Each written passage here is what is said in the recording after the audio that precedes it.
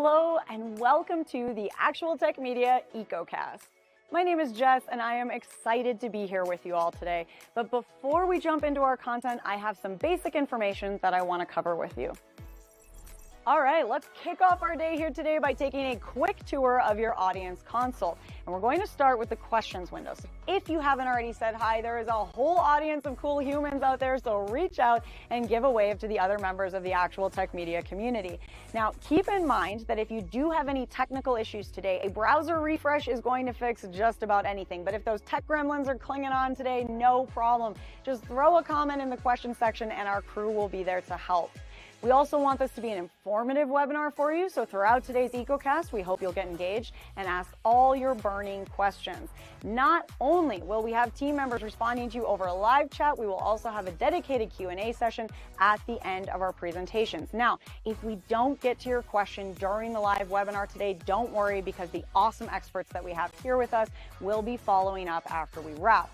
All right, next up, there's going to be lots of cool aha moments on the EcoCast today. And if you want to share those with your community, we've made it nice and easy for you. You can use the Twitter button right there on your audience console, and the hashtag for today's EcoCast will be automatically added to your post. All right, our last stop on this guided tour, be sure to check out the handouts tab for some awesome resources and takeaways from our speakers here today. We have an info pack collection, solution briefs, white papers, data sheets, free trials, ebooks, upcoming webinars, and more. So many great resources, so be sure to go explore. Now, if that wasn't enough fun, we also have some exciting prizes that we'll be giving away throughout today's EcoCast. I'm going to tell you a bit more about those later on, but a few quick reminders for you all. First, you do need to be here live in attendance at the EcoCast in order to qualify to win a prize, and we will follow up with all of you after we wrap. Now, all winners must submit an IRS Form W-9 to Actual Tech Media, and all winners must meet the Actual Tech Media prize terms and conditions. Now, if you don't know what those full T's and C's are, that's fine. We've got the full thing for you. Just head on over to that handouts tab, click in, scroll down to the bottom, and you'll find them waiting for you there. Now, the absolute most important thing to remember is that we love getting all your insightful questions during these live webinars. In fact, we love it so much that we actually have a special additional prize for all you inquisitive folks out there. So in today's EcoCast, we will be giving away a prize for the best question asked in each of our live sessions. Now, the expert speakers and teams will review all questions asked after we wrap the webinar, which means that even if your question does not get read out in a live session, there is still a chance to win. If you are a lucky winner here today and you would like to donate the value of your prize, we have several wonderful organizations that we partner with. So let us know when we follow up about your big win, and we'll get that rolling for you. Again, we are so happy to have you all here with us live at the EcoCast today, and we want to keep that good feeling going, so let's connect on social media. Reach out and connect with Actual Tech Media on Twitter and on LinkedIn. We have lots of great content, and we always want to hear from you. Now, if you're looking for more awesome content and resources right after we wrap the EcoCast today, be sure to subscribe to the Actual Tech Media channel on YouTube.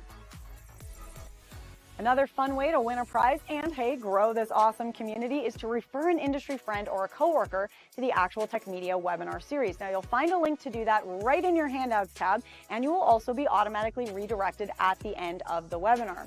And both you and your coworker or friend could win a prize, and we hold those drawings every month. So be sure to refer a friend because, hey, it could quite literally be a win-win situation. Next, we have a cool opportunity for all the decision makers out there to get connected with new and emerging tech and innovative vendors. Here's how it works. All you need to do is click on the link in your handouts tab, fill out a quick application, and the Actual Tech crew will then match you with some vendors that we think you should probably be chatting with based on your needs. There will also be fun opportunities that you get to choose to join in, like surveys, test runs, new solutions, extended demos, and so on. You'll get some chances to win extra prizes, you'll chat with great people, and you'll learn about the hottest new trends in tech. So be sure to apply, or hey, send that link to a decision maker on your team. Now, I want to take a quick minute here to remind you all about one of my favorite resources, and that is ransomware.org. You can find out everything you need to know about ransomware, how to prepare, prevent, and recover. This site is jam-packed with information, helpful tips, checklists, strategic approaches, case studies, everything you need in one place. So wherever you are in your ransomware preparedness journey, there is something for you at ransomware.org. Go check it out and start exploring. All right, I have one more exciting resource I have to tell you about today, and that is the Gorilla Guide Book Club. It's going to give you access to free enterprise IT books authored by top industry experts, so you can stay up to date on trending enterprise technology. And yes, these books will work on your Kindle, your mobile device, and as I said, they are completely free. You can download these awesome resources at gorilla.guide, and there's a link for you in that handouts tab as well. All right, well, we have covered a lot of important things already, and I don't know about you all, but I am excited to dive in. So let's get going. All right, well, hi, hello, and welcome again. And it is time to jump into the good stuff because today we are exploring supercharging public sector and education technology and security. And I am really excited about this conversation today because there has been such a rapid digital transformation in all industries, but especially within the public sector. And that is really opening up a need for enhanced technological capabilities and security tools. These challenges and opportunities that come along with rapid growth. It's really exciting, right? There's a lot to get pumped up about, but it is possibly a bit scary. Maybe both simultaneously at once, maybe sometimes a little more one or the other, because as the scale increases, we have more to play with. So we have more opportunities to grow, to expand, to hit those goals with our powered up technology infrastructure, but we also have a wider perimeter and a broader scope for security and protection. And if all of that was not enough to get your brain moving, it is all changing and evolving constantly. So what do, right? We ask questions, we pay attention, we read articles, we come together in sessions just like this, and we learn together. And that is what we're going to do today. We are engaging in an interactive conversation with top experts here with us from industry leaders like Keeper Security, Zerto, a Hewlett-Packard Enterprise company, Progress Software, Scale Computing, Commvault, Rubrik, and Gigamon, an absolutely rock star crew here with us today to help us navigate this conversation. I'm very excited to jump in. I want to get our speakers on out here with us, but I'm just going to roll through a few little last introductions. One, again, my name is Jess Steinbach. I'm a moderator here at Actual Tech Media, and my friends and fellow moderators, Scott Becker, Mackenzie Puddesy, and Keith Ward are here with us on live chat today. And one last cool thing before we get all the fun knowledge and information rolling here today, I want to make sure we tell you about the prizes. So today on the EcoCast, you could win one of three $300 Amazon gift cards that we will be giving away to 3 lucky winners who are here live and present with us at the EcoCast. Now, as I mentioned in the housekeeping chat this morning, you can find the full terms and conditions linked in the handouts tab. So if you have any questions about that, head over to that handouts tab, click in, scroll down, and you will find them there waiting for you. All right, well, with that last little bit, we are ready to rock. So I am going to bring out our keynote speaker, and I am so excited. As you can see, this is an out-of-the-world expert, right? See what I did there? Brian Posey, 22-time Microsoft MVP and commercial astronaut candidate. Brian, it is so great to have you here with us. As always, I know you've got a lot of interesting information in store for us, so I am going to hand things right on over to you. Take it away, Brian. Hello, greetings, and welcome. I'm Brian Posey, and I want to welcome you to this event on supercharging public sector and education technology and security. Before I get started, I just want to give you a little bit of background information about myself. As I said, my name is Brian Posey, and I'm a freelance technology author and speaker. I'm also a 22-time Microsoft MVP and a commercial astronaut candidate. So I want to spend a few minutes talking about digital transformation in the classroom. Now, the term digital transformation is often used to describe replacing manual processes with automated processes driven by technology. And certainly that's a big part of digital transformation. But digital transformation can also refer to the practice of replacing aging technology with something that's newer and more beneficial. So a really big part of supercharging education technology is to look for ways of applying technology in the classroom. Now, when it comes to classroom digital transformations, there are 2 basic technology areas that you have to focus on. The first is the technologies that the students are going to interact with. In other words, this is the technology adoption of all sorts of various things that the students are going to use on a day-to-day basis as a way of enhancing the learning experience. And I'll share some examples of those with you a little bit later on. The other aspect of digital transformation in the classroom is technologies that maintain the integrity of the learning experience, and this is more important today than ever before. So let's spend a few minutes talking about maintaining the integrity of the education process. I'll begin by noting that cybersecurity absolutely must be at the forefront of any decision to deploy technology, because the classroom is pretty much the most hostile environment imaginable from a technology perspective. Because in any classroom environment, you're always going to have those kids who have a decent background in technology, and they use that background for all the wrong reasons. Maybe they envision themselves as hackers, or perhaps they know just enough to make them dangerous, and they will accidentally break something by doing something that they shouldn't. So cybersecurity is absolutely critical because it can prevent those sorts of incidents from occurring in the first place. Now, another thing that you need to be focusing on in the classroom is AI detection software.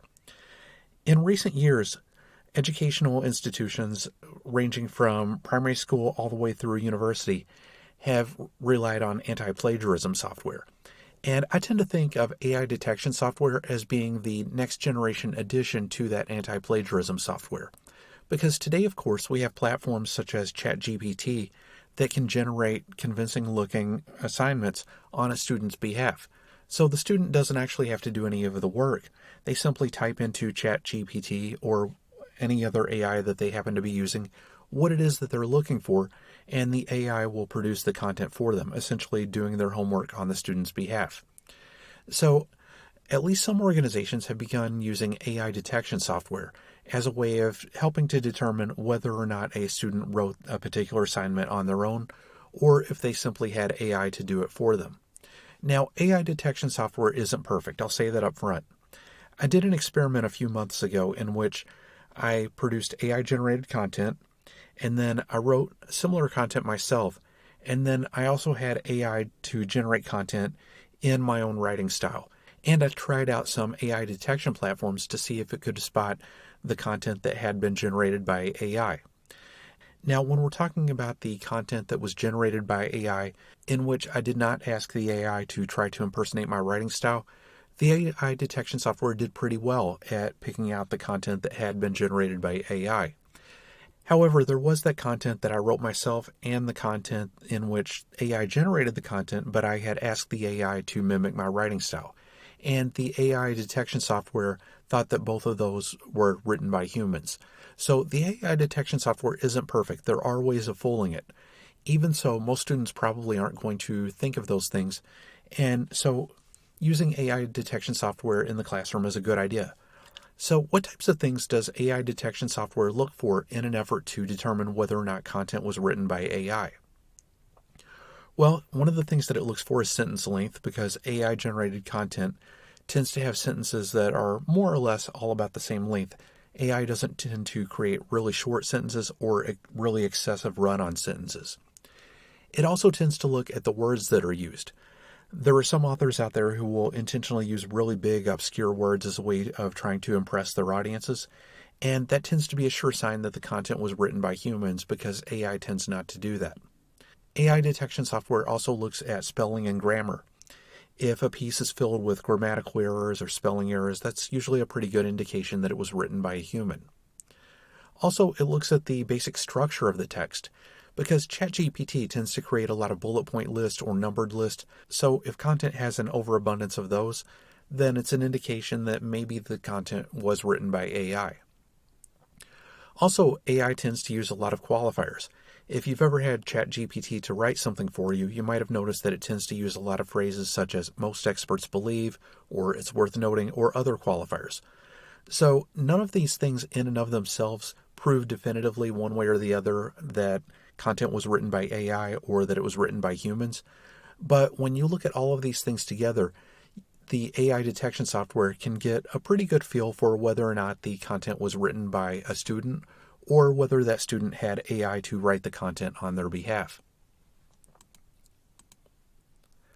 So let's talk a little bit about technologies that can help students in the classroom. One of the technologies that you might consider adopting are digital whiteboards. Digital whiteboards are essentially just oversized screens that are touch-enabled. And in some cases, they also support inking. Think of them as a modern replacement to the chalkboard or to a marker board. I've actually adopted a digital whiteboard in my own environment, and I found that it's absolutely game changing. I find myself using it constantly, and it really helps me out. It's something that can absolutely be beneficial in the classroom. And in addition, there are some digital whiteboard vendors who make classroom specific software for their digital whiteboards. Another technology that you might consider is a learning management system. A learning management system is essentially a digital framework that keeps track of students' assignments, the submissions of those assignments, the grades received, and things like that. So it's essentially automation for the classroom. You might also look at the use of virtual reality or augmented reality within the classroom, because through virtual reality or augmented reality, students could take virtual field trips, or they can learn about something hands-on that might otherwise be impractical. For example, med school students often use augmented reality or virtual reality to learn about anatomy and physiology. There are actually applications out there that will allow you to perform dissections in virtual reality. And then, of course, classrooms can also benefit from the use of collaborative tools. I'm talking about things like Microsoft Teams or Google Docs, and there are many others. I'm just using those as an example. The idea being that in every class that I can ever think about having attended, there were always group projects that had to be done. And collaborative tools such as the ones that I've mentioned will make it a lot easier for students to work together on a collaborative project. And it can make the whole process of completing a group assignment a lot easier. So with that said, I'm just about out of time. Once again, I'm Brian Posey, and I hope you enjoy the rest of the event. Well, thank you so much, Brian. Thank you for starting us out on such a great note with some really key information and a great place to start out this wonderful EcoCast with lots more coming our way. And on that note, we have a question for all of you. So we're going to ask you, if you've been on EcoCast before, you know that there's going to be some polls coming throughout our session today. And this is a great way that we can check in on whether or not we're getting you the information that you want in the way that you want and when you need it, right? So what we're going to start with is, hey, what's your timeline? What are you thinking? Are you here today because you have urgent needs? You need to make urgent changes to your technology environment?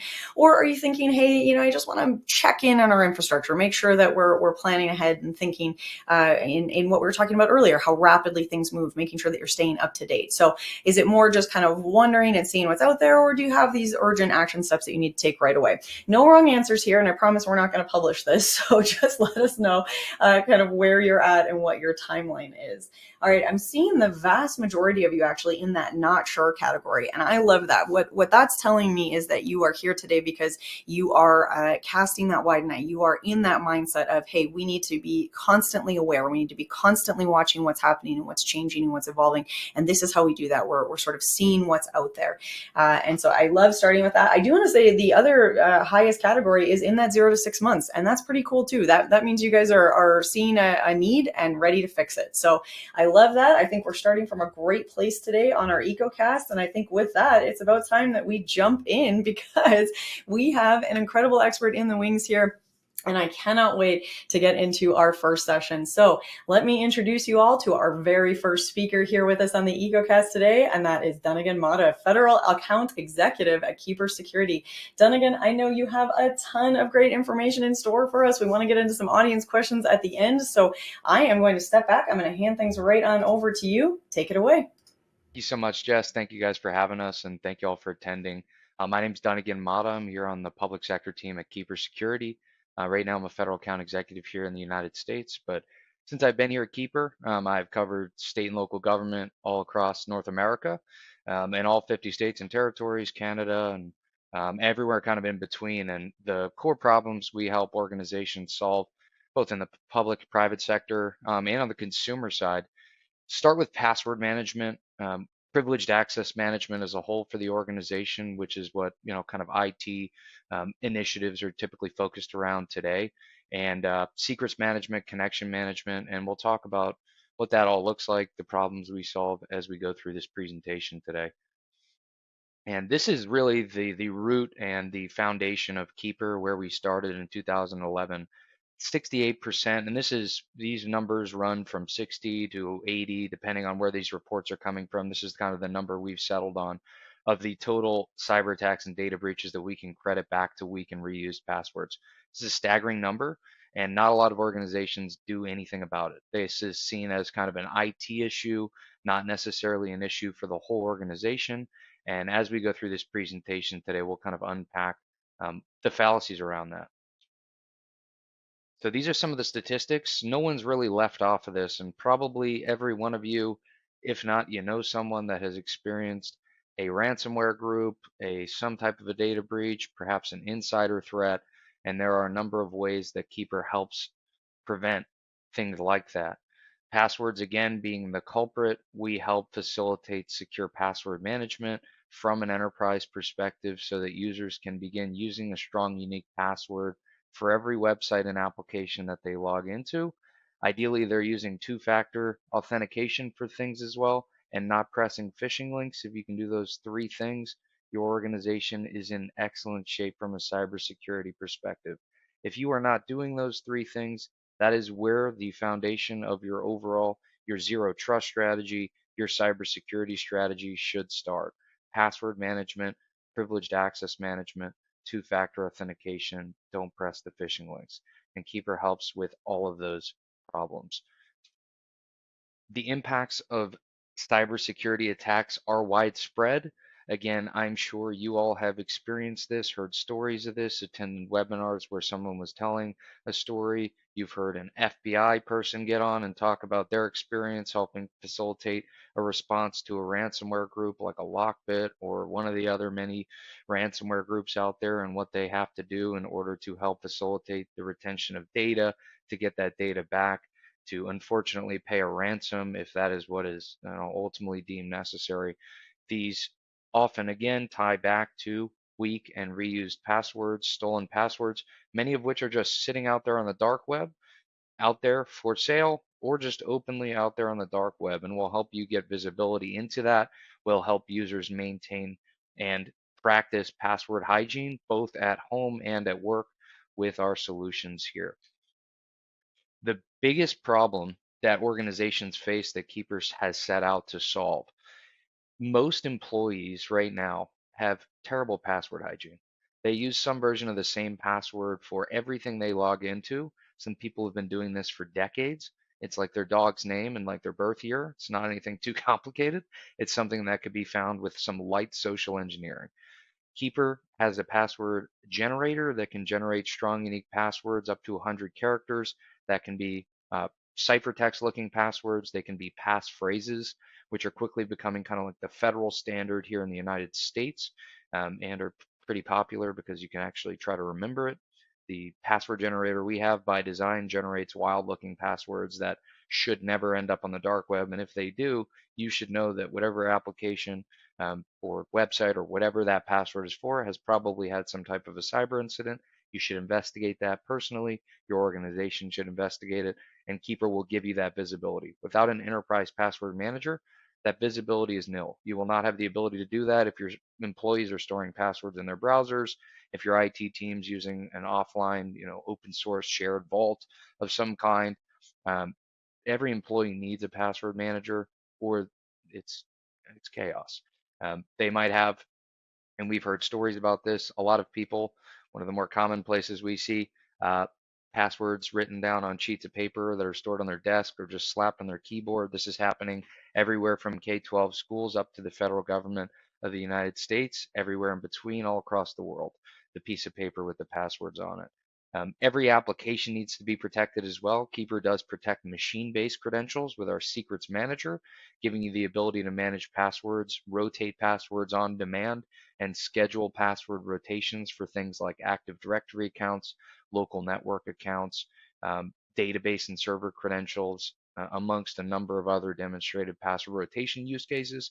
And those rotations can all be done from a user-friendly interface that is, consumer level friendly, kind of relative to the alternative, which are typically, very technical solutions that are often, kind of antiquated, more CLI based user interfaces. And if you prefer a CLI interface, Keeper does have that with Keeper Commander SDK, and we'll go into that. And the security adoption paradox that we talk about often here at Keeper, you have all these different solutions, and going back to what I just said a few moments ago, if you are not starting with password hygiene, with two-factor authentication, and with just constant training on phishing resistance, not pressing links, not downloading things without really thinking about it, you in the public sector are big targets. You are constantly being targeted. Key organizations are targeted all the time. And if your employees are not trained, if your employees are using, that the dog's name and their birth year as the password, that's not great for your organization, and that is a big, big, big weak link in your supply chain, your cybersecurity kind of supply chain that you need to fix. And Keeper will assist with that. And zero trust is a big initiative here in the United States that has come down from the federal government that a lot of organizations have an initiative to solve for and have a strategy around how they're going to achieve that. In layman's terms, and how you could explain this to executives that may still not be, this is a lot of executives are still not kind of um, privy to what this really even means. You are not who you, this is as simple as it is. You are not who you say you are until you prove otherwise. Everyone is a threat until they prove otherwise. We do not trust anyone until they authenticate and prove it is them. Every time they go to log into anything that is in our networks, that has data that we need to retain, that is a privileged account of some kind, and kind of everything in between. And we practice zero trust here at Keeper Security. We are a zero trust solution provider. In addition to zero trust, we are also a zero knowledge solution provider, meaning at no point does Keeper have access to anything. Everything that is stored in ciphertext in probably a local, depending on where you're at, data center in the United States. We have two data centers, the United States commercial and United States GovCloud for our FedRAMP and StateRAMP authorized portion of Keeper. We have Canadian data center, Japanese, European, Australian, and quite a few others. Our documentation is published in over 26 languages now. So we are a global company. We do help public sector all across the world. I just and my team focus here in North America, but we do work all across the world. And now I'm going to transition. I'm going to show you around and kind of show you a little bit about how Keeper works and the assignment that you ultimately are giving your employees when you deploy Keeper Security out. And so I'll share my screen and we'll jump right in. And this assignment that we talk about often is to clean up your password hygiene. And when you start this, and the organization, kind of going back to the point one, that you do not have visibility into this, what is a huge risk for your organization, unless you're using a password manager at the enterprise level. Once this import is complete and everyone, all their passwords are consolidated into this Keeper vault, ultimately then as an organization here in the Keeper administrative console, which I'll pop open here and I'll bounce back and forth between, you will now have visibility into the overall password hygiene of your organization. This is something that a lot of our customers here in the United States are using to submit to assessors, depending on if an accreditation body or something like that, a compliance requires them to have some type of a password hygiene. Like law enforcement has CGIS, CALIA at the national level if they're an accredited law enforcement agency. Cybersecurity insurance providers in many states are starting to require password management solutions in order for you to continue to maintain coverage. So we have reports that you can then produce to present to organizations like that to show them that you are in fact practicing password hygiene as an organization. And that would start with an import, importing your passwords wherever they are now. Again, there's not typically a uniform place that we see organizations that are currently not using a password manager. There's not really a uniform place where people are actually keeping their passwords, but I kind of mentioned some of the common ones: piece of paper on the desk, keyboard, under the keyboard, wherever it may be, in the browser, not secure, in a open source software that they've downloaded themselves, or a consumer product that they're storing work-related credentials in. Any of those strategies are not a winning strategy from an organizational perspective. So you would start with your import. You can import your passwords directly from browsers, directly from existing password managers, and from CSV files if you have them maybe in Excel, which is another place people sometimes keep passwords. And after that import is complete, you will immediately start auditing your password hygiene. You'll stack rank your passwords weak to strong, and you'll change anything here that is not green, anything here that is reused, with the goal of getting yourself to 100% on the security audit score. We do also have this same view from an organizational perspective. So you will see everyone's individual scores, the overall aggregate score, which is just an aggregate of all the individuals. And what we're looking for here ultimately is for this category to be full, nothing in reused, nothing in weak and medium. All strong, all unique to get your organization to 100%. This report can be exported, and this is the report that typically is shown, to an auditor, to an assessor, to whoever this may be relevant for, and this may be beneficial to your organization to show that you are in fact practicing password hygiene. And you'll see total quantities here. The zero knowledge that I mentioned again, that we do not break as a part of anything we do here at Keeper, does extend up to administrators. So you will see the total quantities of weak and reused passwords that belong to each user. And you will also be able to have visibility into if credentials are breached and out there on the dark web. We maintain zero knowledge here, which is very unique. There are a lot of places that can tell you your passwords are compromised. Most of them are sharing data with third parties, breaking zero knowledge in some way or another. We maintain this. This is one of our 7 utility patents. These are double hashed and compare with hash versions of stolen passwords. We have a database that's been being compiled since we were founded, essentially, over a decade ago. That database has over 100 billion stolen credentials in it. That grows by over 1 million daily, which is insane. And so this is always working in the background. If something new ever appears, it'll immediately pop up here in this breach watch, and admins will have the ability to see that as well, the total quantities of breach credentials that belong to each user. You have robust reporting capabilities with Keeper. These are events that could be sent to you via alert. These can come to you via text, email, or webhook. A lot of our customers will send these to like a Slack or Teams or an internal messenger of some kind, maybe a ServiceNow. You could choose a recipient, and breach is a common thing you would turn on here. Typically after this initial password hygiene cleanup assignment is kind of well underway for your users, you would turn on the actual alert. You can also integrate with SIM solutions to log all these events that may take place. Breach is just one of 180 plus security events that you can monitor with Keeper. Nearly everything that you do as an end user in an enterprise that has Keeper is an auditable activity event by design. Failed logins, sharing, policy changes here in the admin console, and you have role-based policy with Keeper. So you have the ability to control, going back here into the vault, what I can store in these vaults. You see by default, there's quite a bit that can be stored beyond logins to basic websites and applications. You may be storing database and server credentials, again, which can be rotated with our secrets manager, service accounts, Active Directory accounts, SSH keys, software licenses, files, which has become a very large use case for a lot of our customers, because we do have the ability to use Keeper as a file sharing solution. You can send a device-specific time-sensitive encrypted link directly from this vault, where the recipient of the link does not need a Keeper license in order to view that file. So a lot of use cases that you can take advantage of. Maybe a finance team finding a more secure way with Keeper to share payment card information. Amongst the laundry list of security certifications we have is PCI DSS certification. So we see that as a pretty common use case where finance is sharing that in lieu of perhaps sending that in plain text in an email, calling someone and sharing that over a phone, whatever the alternative may be.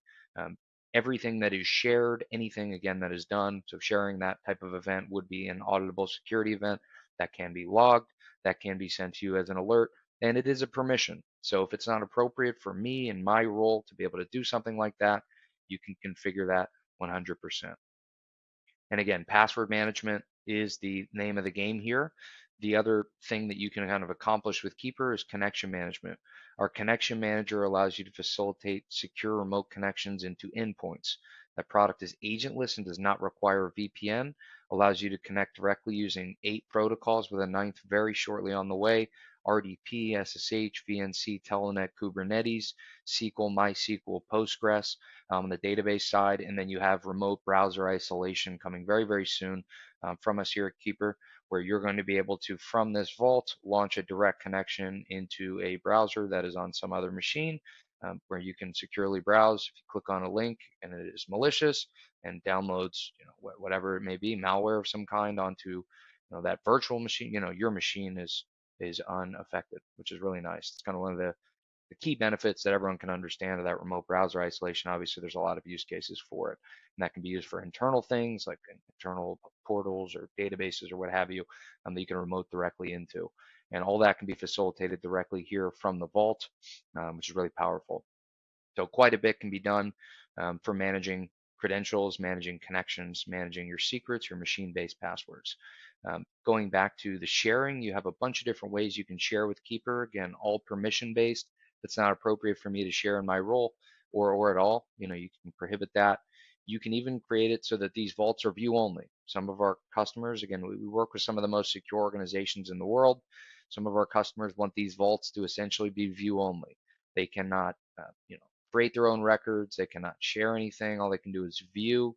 You can make it so they can view and use passwords without even seeing them. You can mask passwords entirely. So there's quite a bit you can do. I would say the majority of our customers in the public sector, this is something that is new. They're looking for something that is user friendly, kind of all their users can figure out and use. So we can balance that, whether you're looking for user friendliness, you're in K-12, you're in higher education, it's the first time you're doing this, you have a lot of non-technical users. This can be used by consumers. It is a consumer-friendly product. It can also be used by systems administrators.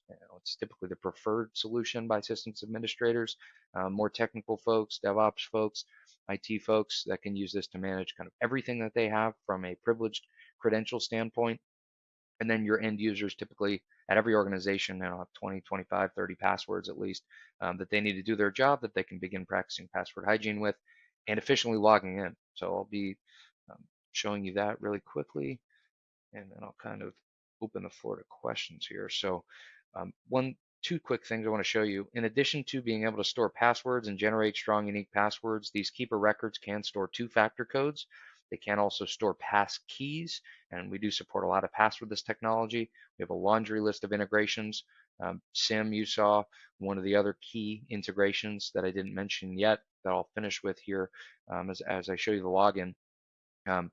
SSO. SSO is huge. You do not need a master password to log into these vaults.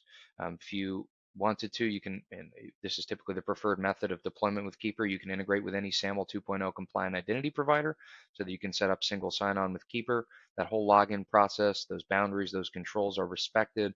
If you have a PIV card, a CAC card, or some type of two-factor authentication tied there, all that will be respected again to the vault.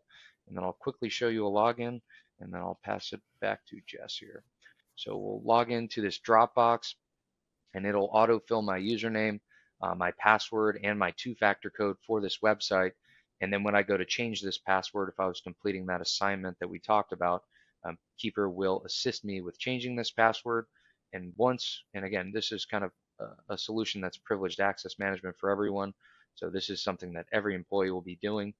And then obviously for your more advanced use cases that I've mentioned here on the call, we can assist with that. And I'll talk about that here shortly. So Keeper will assist with the change. Say, yes, I want help. Current password, I'll press this little hover lock in the old password box, and then it's going to spin up a new one. It's going to use our password generator here and my administrator, and this is one of the many policies that you can put in place for your users. My administrator has a domain complexity requirement here for Dropbox that calls for a minimum 50-character password. So I'll spin the dice one more time, press the button, next, save it, say it was successful, and I'm good to go. And then I'll complete that process for all my weak reused passwords, anything that's breached, and then you can start to take advantage of some of your more advanced use cases. To learn more, you can go to www.keepersecurity.com. Contact us. We'd be happy to walk you through the solution, go more in depth on Keeper PAM. Thank you guys so much. Thank you, Dunnigan. What a great presentation. I love that demo. That was so cool to see that in action. And I know you were condensing a lot into a very short period of time, but we're just going to sneak in a few audience questions because we are running a bit short on time here, but worth it to get into that demo in such great detail there. So I want to start with this one here. Does your product work with Linux? Oh, yeah, absolutely. So Linux, Mac, and Windows. Absolutely. And Okay, mobile as well. We have mobile applications for iOS and Android, browser extensions for all major browsers, desktop app, command line, and a web vault. And all of those can be deployed to your machines via group policy, Intune, things like that. Easy yeses across the board. Okay, let's see if I can throw you more of a curveball this time. How about this one? Oh, well, okay. Do you offer a free trial for testing Keeper? Oh yeah, absolutely. So that's a common, especially in the public sector. This typically needs to be sold to a lot of stakeholders. I highly recommend it, and yes, you absolutely can. If you work with me or one of our team members here at Keeper, we'll walk you through a proof of concept, really as much or as little as you need from us to help you guys get this deployed to your organization. Okay, you got 2 A+ answers right off the bat. I'm throwing you a longer question now. Are you ready? We have Keeper customers in our county already, and it is now our county central, or excuse me, and now our county central IT wants to deploy Keeper. Is there a way for existing Keeper customers to maintain some level of autonomy while central IT could still audit everything that happens across the county? So this kind of plays into what you were talking about with the different customization needs in terms of access. What do you got? Yeah, absolutely. So our enterprise admin console, and just for the sake of this presentation being brief, I didn't go too deep into it, but our admin console allows and is really purpose built just for that. So you could deploy that out. You can integrate with multiple identity providers if that exists within the county, and you can delegate administrative permissions. So just the way that they manage their current Keeper account, where they can add users, audit activity for their users and such, that can be done through our node system, where essentially each node operates as its own independent entity. And then ultimately the root node, the parent node, where the county kind of central IT would sit, can audit everyone, but they'll still maintain some level of autonomy in their subnode with the inability to edit the other node. So, the police department have their own node, and the clerk, and the, courts, and so on and so forth. Yeah, absolutely. Awesome. I love it. We've got lots of easy yeses today. What a great positive session this has been. We're getting close to the end of time. I want to sneak in just 2 more quick questions. One is, give us, I love when people ask this because, there's a lot of people out there that they're sorting through and choosing the right solution, the right platform for their needs. And so for somebody out there that is maybe in that process of sorting through, if you had to narrow down kind of a key unique or two for Keeper Security, what would that be? Unique. Okay. So our security is our bread and butter differentiator to start. Organizations that care about security, we're the most secure, tested, and audited password security platform out there. We are very functional. We are very user friendly. We're consistently top rated, and we can do kind of quite a bit under one roof. So consolidation is kind of the name of the game at a lot of these organizations. We allow you to solve multiple problems at your own leisure too. You don't have to start with everything we offer all at once. You can kind of grow into them as those become problems you want to solve. So that's a big thing we do. Perfect. That is definitely a good unique. That's a standout. I love that. Now, okay, my second question ties right into that. If you've just won over the entire audience with your amazing presentation and lovely key uniques, which I know that you have, what would be the follow-up step for somebody out there that is thinking to themselves, Keeper sounds great, I got to learn more, or I'm ready to jump in? Sure. So if you just want to learn more and kind of read into it, our website has a ton of information. There's a ton of videos out there on all the different places you can watch videos, reviews to see. And when you're ready to speak with us, www.keepersecurity.com. You can contact us directly, and someone from our public sector team will get in touch with you and take you through everything, make it more obviously unique to your situation. Yeah, we'll help you with a trial if you'd like to do that. Perfect. All right. Well, Duncan, thank you so much for being here with us today. This has been so much fun chatting with you. Absolutely. Thanks so much, Jess. All right, now it's your turn to answer some questions, my friends. You all get to tell us what additional information you would like to get about the Keeper security solution. So we just got some great information from Dunnigan, and there's obviously lots more to dig into, lots more to explore. So by clicking on this little wish list up on the screen here, you are letting Keeper Security know, hey, this is exactly what I want to follow up. This is exactly how I want to carry this conversation forward. So you guys click on that poll there, and that will let them know what they could send you. It's like the easy button, right? This is simplifying your life. You don't even have to Google search. You just get it handed right to you. If you're looking for more information right away, I'm also going to suggest that you visit the handouts tab. There is a data sheet there from Keeper Security on Keeper Security Government Cloud, KSGC. This is going to walk through the challenges and the solutions. It digs in a bit more to conversation information. We just kind of started there with Dunnigan. And I know that there was a lot of questions that we didn't get to. So again, looking for more information, click on that data sheet, click on that wish list, and keep those questions rolling in. Dunnigan's going to hang out a little bit on live chat and see if we can get some answers to you over live chat. And we're also going to get any questions that don't get answered today sent to the Keeper Security team. So you will get follow-ups in email. So keep those questions coming in. All right. Well, that is going to wrap up our presentation, which means it is time for a prize giveaway. We have a $300 Amazon gift card going to someone who is here live, present, and a little bit lucky at the EcoCast today. Our very first winner of a $300 Amazon gift card on this EcoCast is Eric Tenpass from Wisconsin. Eric Tenpass from Wisconsin, the great state of Wisconsin. I love it. All right. Well, Eric, congratulations. We will follow up with you after we wrap. And I want to remind you all that there is that best question gift card coming at you from each session. Best question gift card that we will be looking at all the questions asked throughout our entire session. And then we will evaluate that and send out the best question gift card. That's $50 Amazon gift card. All right. So speaking of questions, you guys are all clearly fired up, ready to rock, going on all cylinders, which means we should probably get into our very next session. And I am so excited to introduce you all to our next expert presenter here with us today, because as you can see, we get to chat with the Zerto crew. All right. So our next presenter is Mike Nassas, product marketing manager at Zerto, a Hewlett Packard Enterprise company. And Mike's going to be bringing on the one and only Anthony Dutra in a little bit to do some live Q&A with all of us. So you get a 2-for-1 on this one. But Mike, I know you're going to kick us off with some great information to get us started here. So I'm going to hand things right on over to you. Take it away, Mike. Good afternoon, everybody. Thank you for joining today. My name is Mike Nassas. I'm a product marketing manager with Zerto. We are part of the Hewlett Packard Enterprise family. And today I'm going to take you through how you can safeguard your public sector data with Zerto and HPE.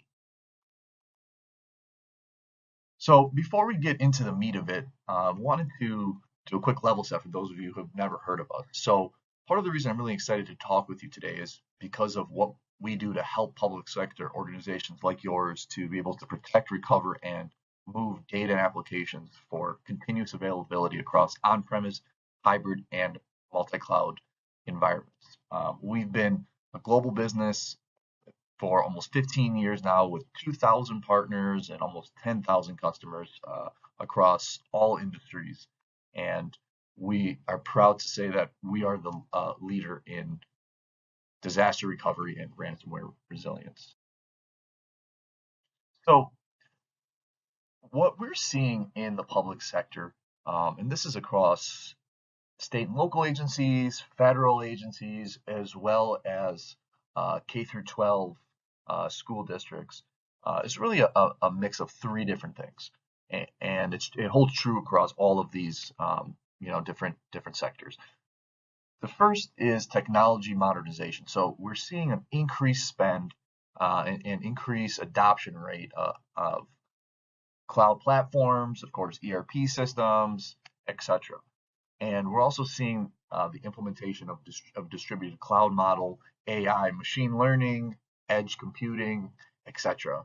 And of course, last but not least, we're seeing a huge increase in spend year over year for cybersecurity and data protection. And all of this kind of culminates and kind of comes together because of the previous 2 bullets. So this large spend for cybersecurity and data protection is really a result of this technology modernization and digital transformation, because you now have this huge proliferation of data that whether it's because of the cloud or AI, etc., that needs protecting, and you need your applications to be continuously available.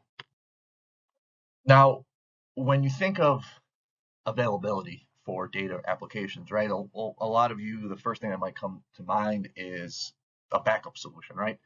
Well, a backup solution is warranted in certain situations, but oftentimes it causes a lot of issues. So when you're using a backup, you could be looking at an RPO of an entire day, with RTOs of several hours, right? So for you to be down for that long of time and to have that much data loss, especially being a public organization, is probably not the best thing.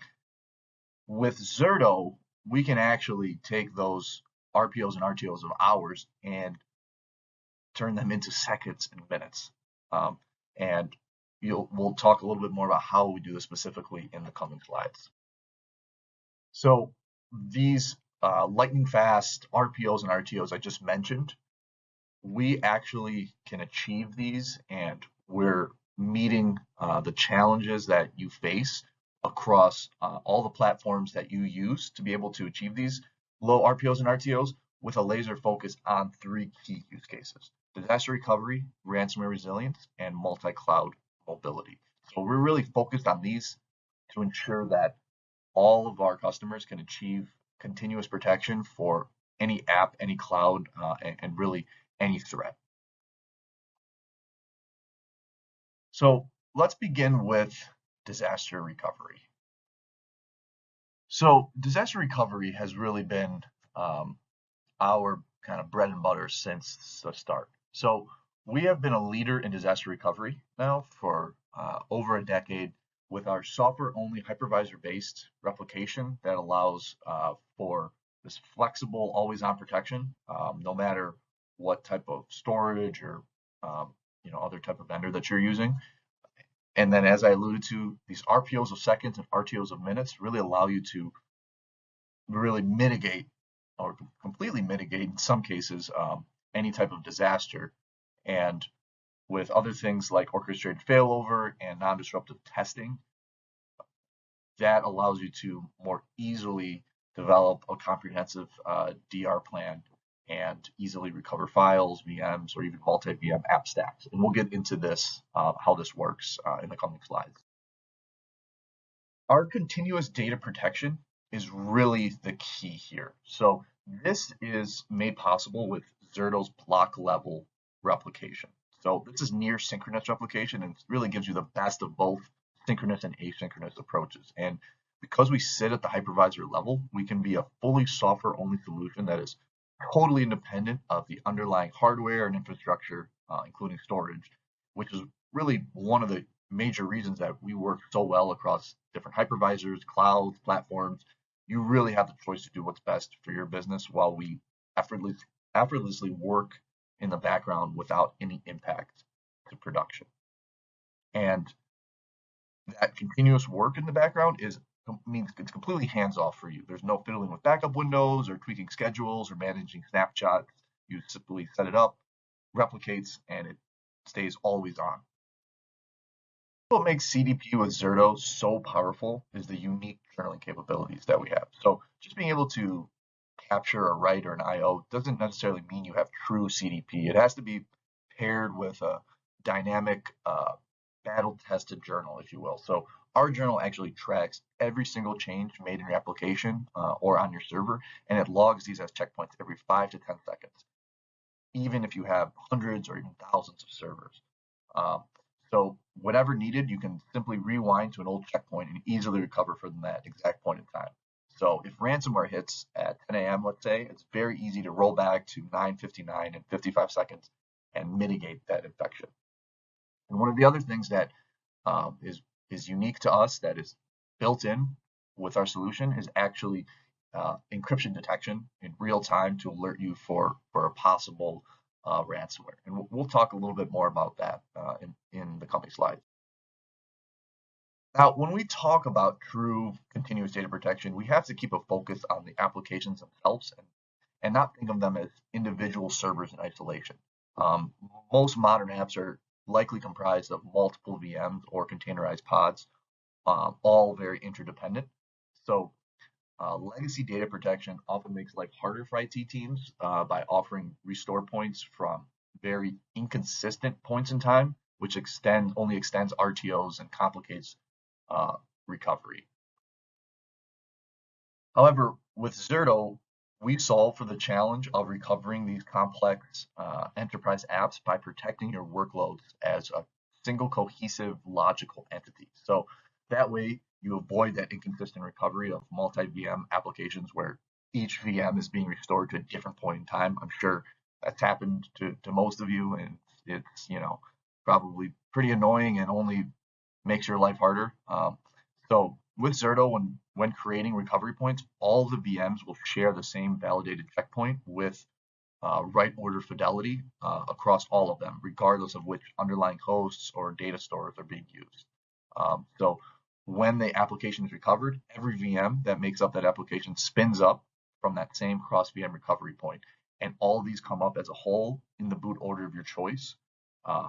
And they all are able to be protected and recovered as one unit to the exact same point in time. This simplified recovery that we've been talking about here is really powered by a built-in orchestration engine.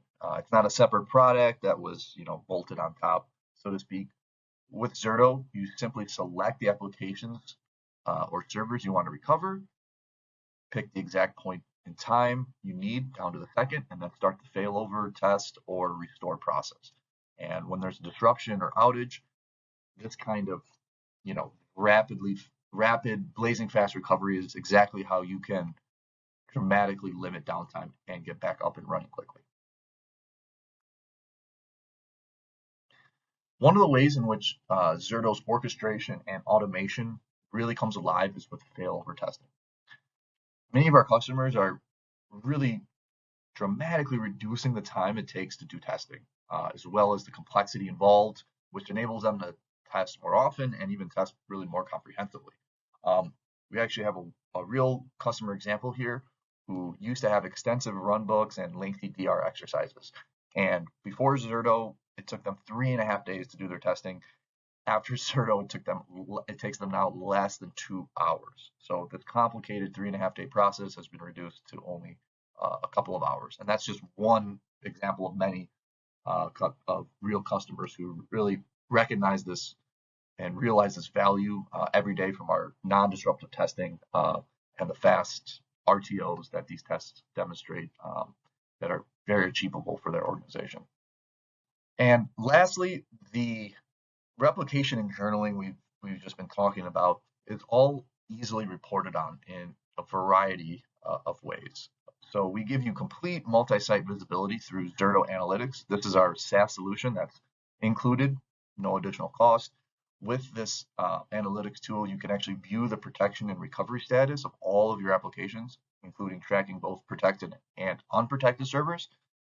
So if you want to protect those servers, we include forecasting tools that use your real-world I/O and throughput data to calculate what's going to be required. And you can then get intelligent insights into what a deployment might look like when replicating to vSphere, for example, or even up to the cloud. And there are also ready-made reports, of course, to help you stay in compliance, which obviously is a huge factor for public sector. Now, let's move on to the second pillar or use case that Zerto focuses on, and that's, of course, ransomware resilience. So there are some unique challenges that come with cyber recovery versus disaster recovery, right? So one of those is the unpredictable nature of a ransomware attack or a cyber attack, right? With disasters, sometimes you can even see them coming. A natural disaster, you might be able to plan for it a little bit. Ransomware, you hardly ever can plan for it. So that unpredictability really looms large when it comes to cyber recovery. And then, of course, an unknown blast radius. So how can we determine what's been compromised and how extensive the attack was?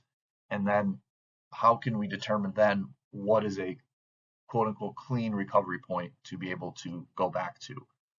So these are only a few of the things that make cyber recovery uniquely challenging, but we, of course, can address all of those with Zerto. So we talked about replication earlier, with the continuous data protection, logging those checkpoints. The other key piece of this is not just assessing the data as it streams in at a block level, but being able to flag your checkpoints. So those of you that know Zerto very well, you'll recognize this checkpoint dialog screen that pops up. You'll be able to see and identify these checkpoints. So we actually are able to now flag the ones that might need assessment. So they're a little bit suspicious. They require action on your part. It's very easy to see where you want to recover to and maybe not, and not select a checkpoint that's accidentally been compromised. So we have this real-time detection feature that is built in, no additional cost to warn you of potentially dangerous situations. Now, when a ransomware attack hits, and it could potentially be one that's very severe in nature, oftentimes we're seeing organizations wanting more comprehensive or an added security layer, if you will. And that's where the Zerto Cyber Resilience Vault comes in.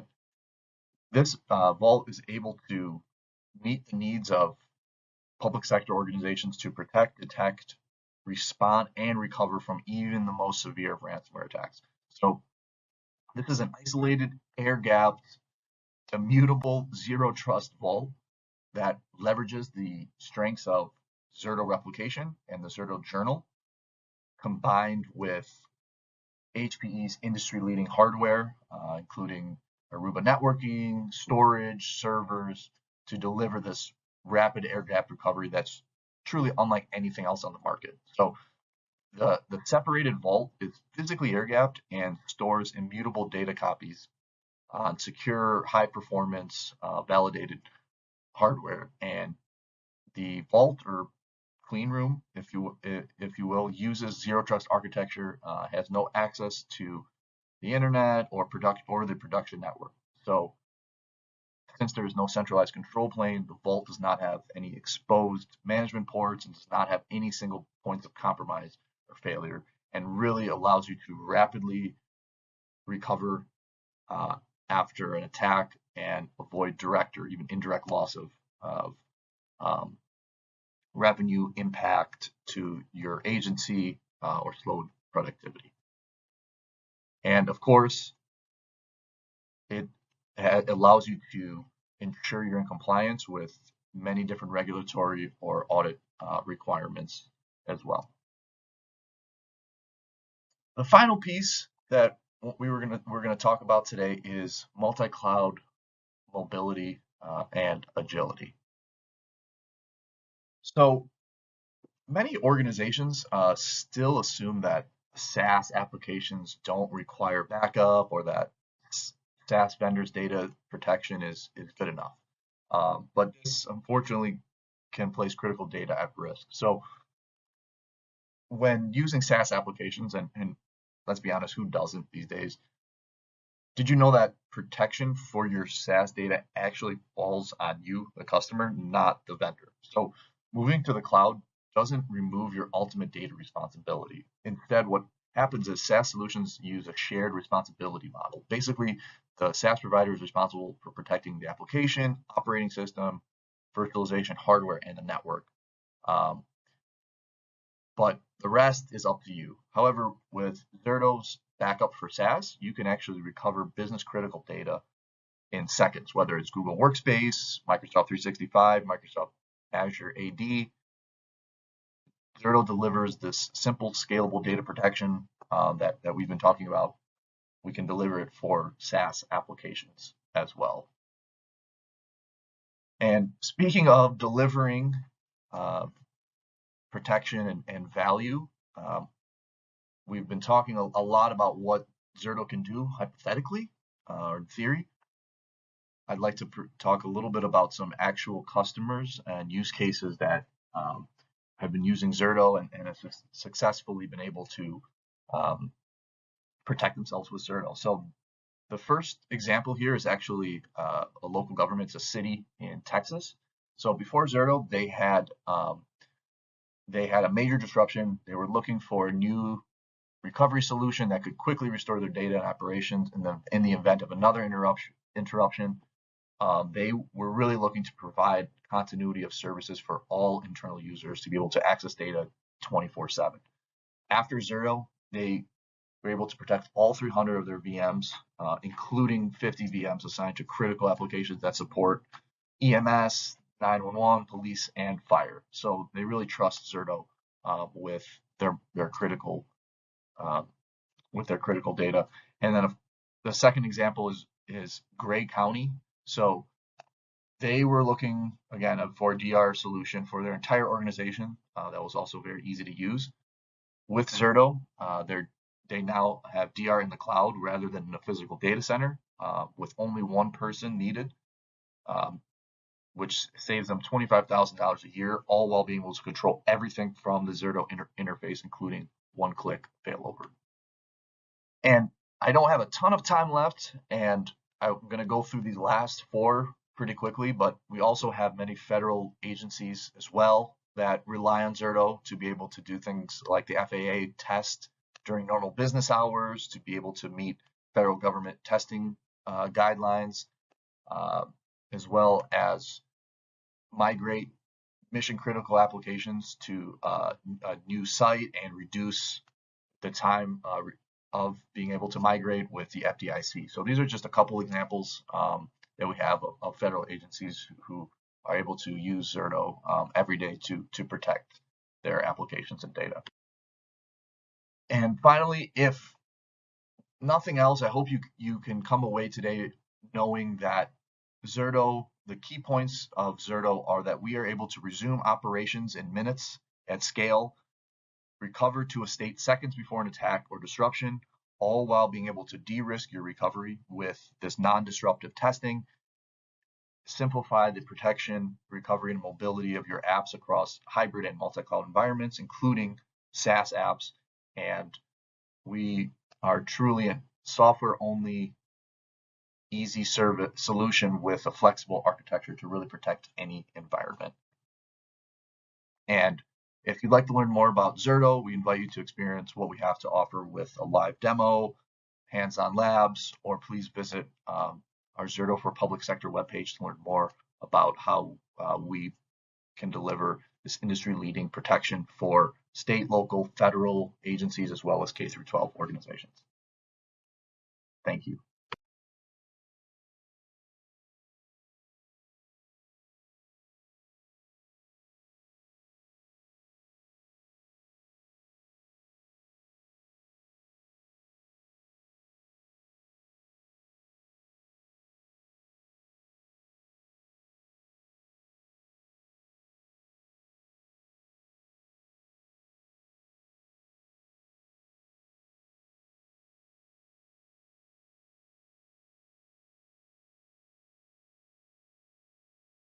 Well, thank you guys. Really appreciate that, Mike. And I know you and Anthony are sticking around to answer some questions before we get into our audience Q&A. And we have a lot of questions here today.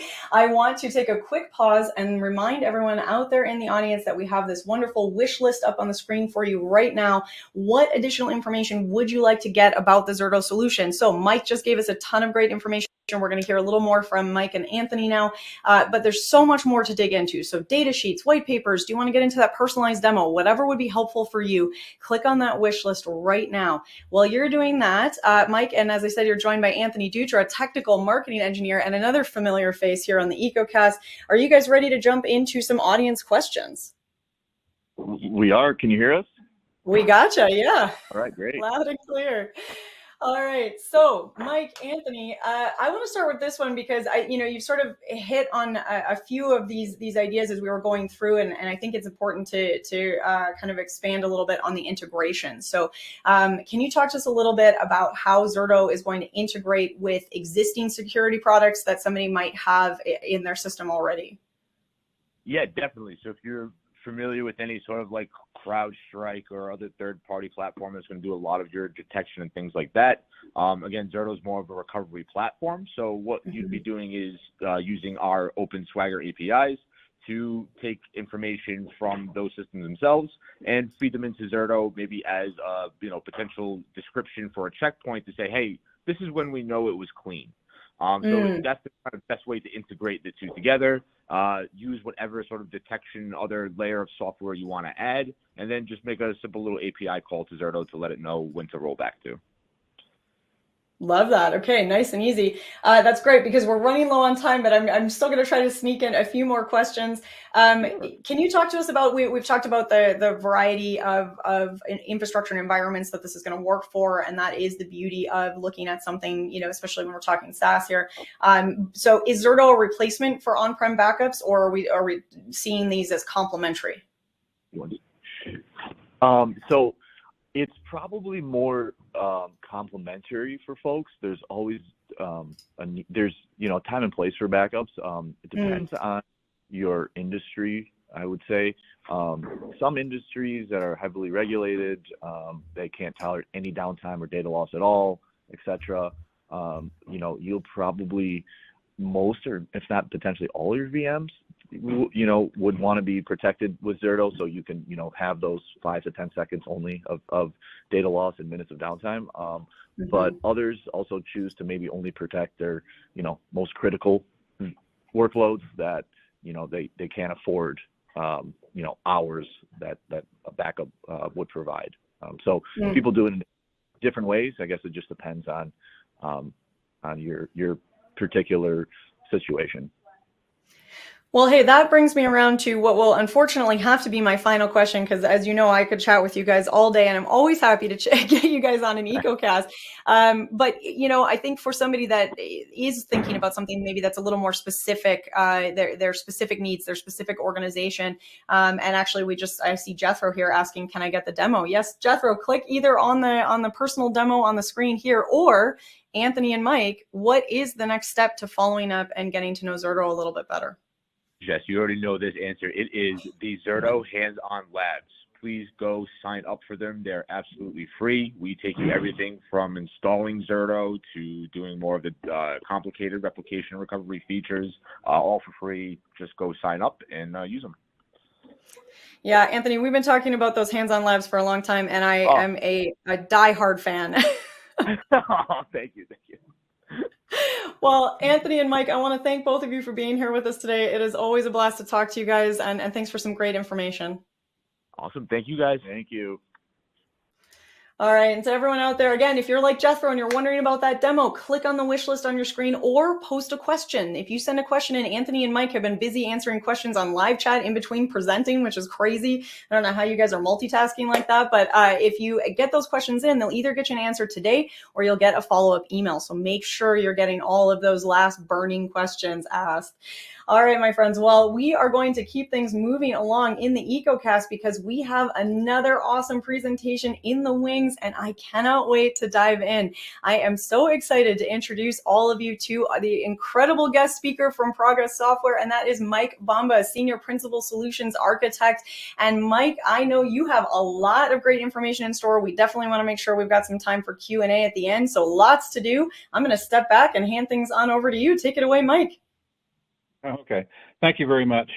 So real quick about me, before we get into the technology, I did 36 years in the Army, and I led engineering for the Army's global network enterprise. So everything from Active Directory to Exchange to networking to cyber centers, you name it.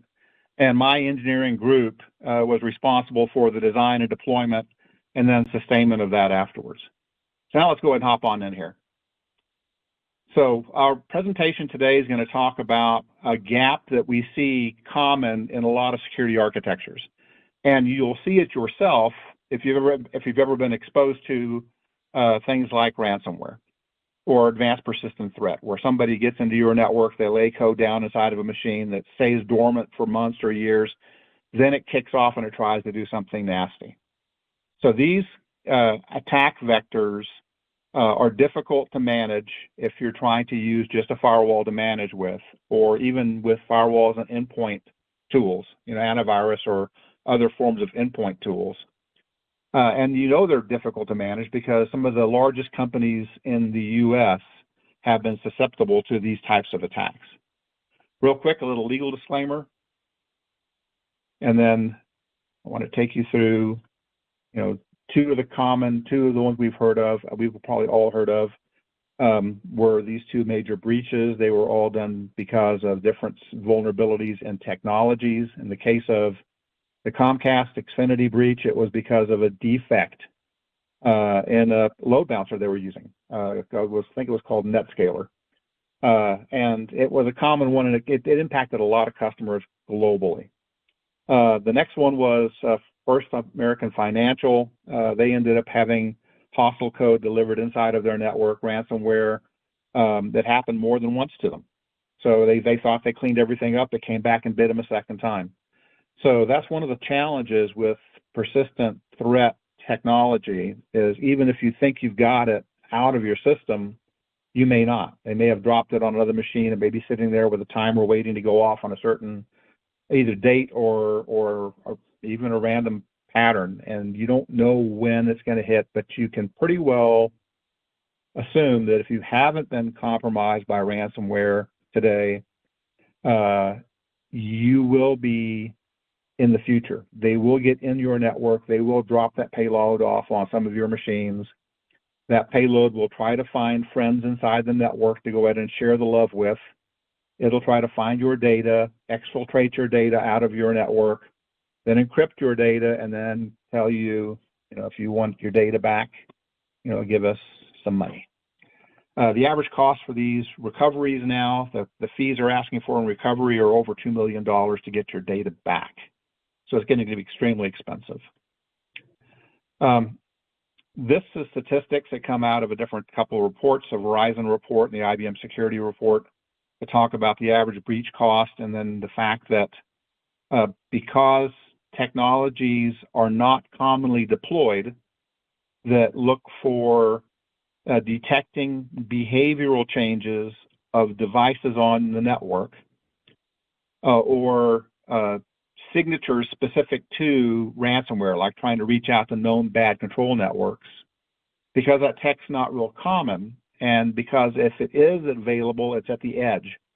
And then it doesn't do real well when ransomware starts its process of trying to reach out laterally, side to side in your network instead of up and down, that you can't see what's going to happen as it's happening, and therefore you can't interdict it and stop it before it becomes an issue to you. So this is just a couple of terms that are commonly used. Threat actors, this is the bad guy. Threat action, this is what they're doing to you. So advanced persistent threat is a common thing that you need to worry about. The symptoms are things like ransomware. How are they getting in? Well, in a lot of cases, they're getting in using good old-fashioned social engineering. They're convincing somebody in your system somewhere to go ahead and share a password, and they're coming in from a system that's external to your network, and they're attacking your data. Or they're coming in off of a remote control channel, that they've put onto a compromised internal workstation and trying to reach out and compromise your data. But it normally starts with a credential breach.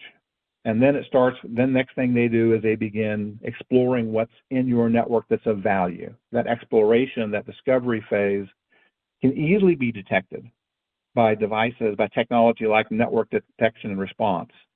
But it's difficult to detect by firewalls and by endpoint tools, because endpoint tools typically don't watch traffic between devices, and firewalls often don't watch traffic between devices, especially between user-level devices. So how does ransomware typically play out? Well, the first thing they're going to be doing is some form of discovery. After that product, if it comes in on a USB stick, if it comes in through somebody clicking a link they shouldn't click, and if it comes in by somebody sharing a password they shouldn't share, and a remote control session being established on their machine, and the payload dropped off that way. Once that payload is on the system, it's going to be trying to find out where else it can go and what else it can do. That discovery phase is real obvious, because that workstation, that machine, had never done that before. It had never reached out sideways. Bill never tried to talk to Steve or Susan, at a network level inside but now it's trying to do it. So these changes in behavior that are related to discovery of what's on the network that most ransomware and most advanced persistent threat technology uses, we can discover quickly using things like network anomaly detection. And then, of course, after it finds out what's going on, then you end up with the impact. And the impact, data is being exfiltrated out of your network. Well, data was never exfiltrated out of your network by Bill's computer before. Why is it happening now? Why is Bill pulling all this data in from different data sources in large volumes that he never did before? You know, so what's causing this behavior? Well, it's anomalous, and because we can see that anomalous behavior in we use flow data, NetFlow, JFlow, IPFix, SFlow data to collect the statistics about what's happening on your network. And you can think of NetFlow data much like the cell phone call records, detailed call records. You can see the froms and the tos and the durations. You can see a little bit more NetFlow data. You can see the ports and protocols they're using, what they're talking about. And we can use that data then to go ahead and analyze it and say, we see patterns that behave like ransomware, and therefore we think you should quickly go to a specific machine, take it off the network before it ends up causing you major challenges on your network. So how? Well, the technology is called Flowmon. The product line we have from Progress is called Flowmon. And it is comprises of collectors and then probes, things that can generate flow data if the flow data in your network isn't rich enough already. And then it has a lot of analysis engines in it, and many of those things are machine learning, AI-oriented, pattern detection, anomaly detection. So there's multi-mode analysis taking place to find out what's happening bad on your network. So again, the top box, you can think of it as Flowmon, will go ahead and detect very early on the signs of something bad happening in your network because we can see the changes in behavior. Well, Flowmon has the ability to also react based upon what it sees. So we can also then instruct a device in your network, a firewall, or other device in your network to take a specific action based upon what we see. Of course, the bottom line is now we're not having a problem that's causing you a lot of trouble. So what's next? So the gaps are real. I've talked about this a little bit. You know, outside the company network, we have connections coming in. Inside the network, we have connections coming in. The attack vectors can come from either direction. We need to be able to watch changes to behavior and what's happening in your network when something gets successfully through your network and deposited on the system. So malware, this is an example, malware sent to the company network because it's encrypted, sent to a TLS connection as an example, you know, a secure web connection. The firewall doesn't see it, doesn't recognize it, it gets through, it gets deposited on a machine in your network, it begins doing its thing, which is, I want to go find out what's all around me, I want to go and encrypt your data, and I want to go ahead and hold you ransom to get your data back. So, what do we do? Well, this is the overall picture, right? So, and the bottom line really is, once you've had your data encrypted, the systems, the technology that is out there today is sophisticated enough that it's going to look for all places you have data. It's going to understand certain data archiving technologies, and it'll understand how to remove backups of data if it can find that type of technology. So you can't assume anything anymore in the world of protecting your data. So the air gap is the best, right? You go create a copy, keep it air gapped. There are technologies that give you virtual air gapped backups of your data, which will help a lot. But we're talking right now about how do you detect something and how do you react to something. So Gartner's been looking at this issue for a long time, you know, how in the area of network security, anomaly protection, and looking at ransomware and other attack vectors. Their analysts have come to a conclusion, and the conclusion is that detection and response, the technologies and the ability to do that rapidly is more important than blocking and prevention. And that is because where does the real damage take place? It takes place when blocking and prevention fail. The real damage takes place when your systems are compromised, your data is destroyed, you know, you're not able to do your business anymore. So Gartner has recognized that while you have to have blocking and prevention, you cannot ignore that technology. What is more important is the ability to react quickly when something bad happens in your network. And to react quickly, you have to be able to see it, and that's the detection piece of it. So who's watching the network? I'm sorry. So Flowmon provides the ability to monitor traffic that's not just east-west, but it's also north-south. We can place probes in many places in the network. We can collect flow data out of all the devices you have in your network.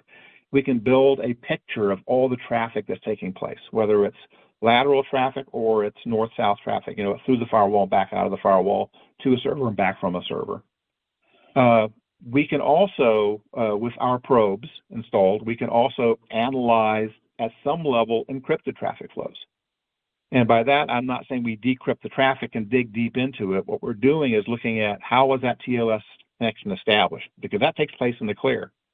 What keys were being used to create that TLS connection? Are you doing TLS SSL 3.0 still? You should never be doing that, right? That's a known, easily exploitable protocol.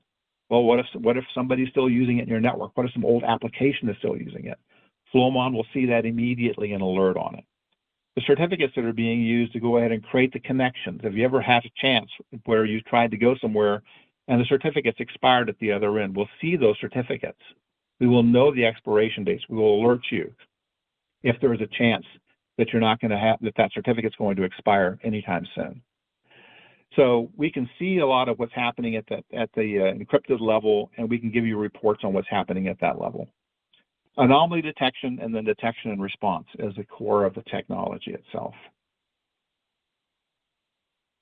So this is a MITRE attack framework: discovery, credential access, lateral movement, collection, exfiltration, impact. It's something that you've probably seen before from other vendors. And where does Flowmon actually help you with this and detecting behavioral changes or bad actors in your network? And that's we can go across all of these.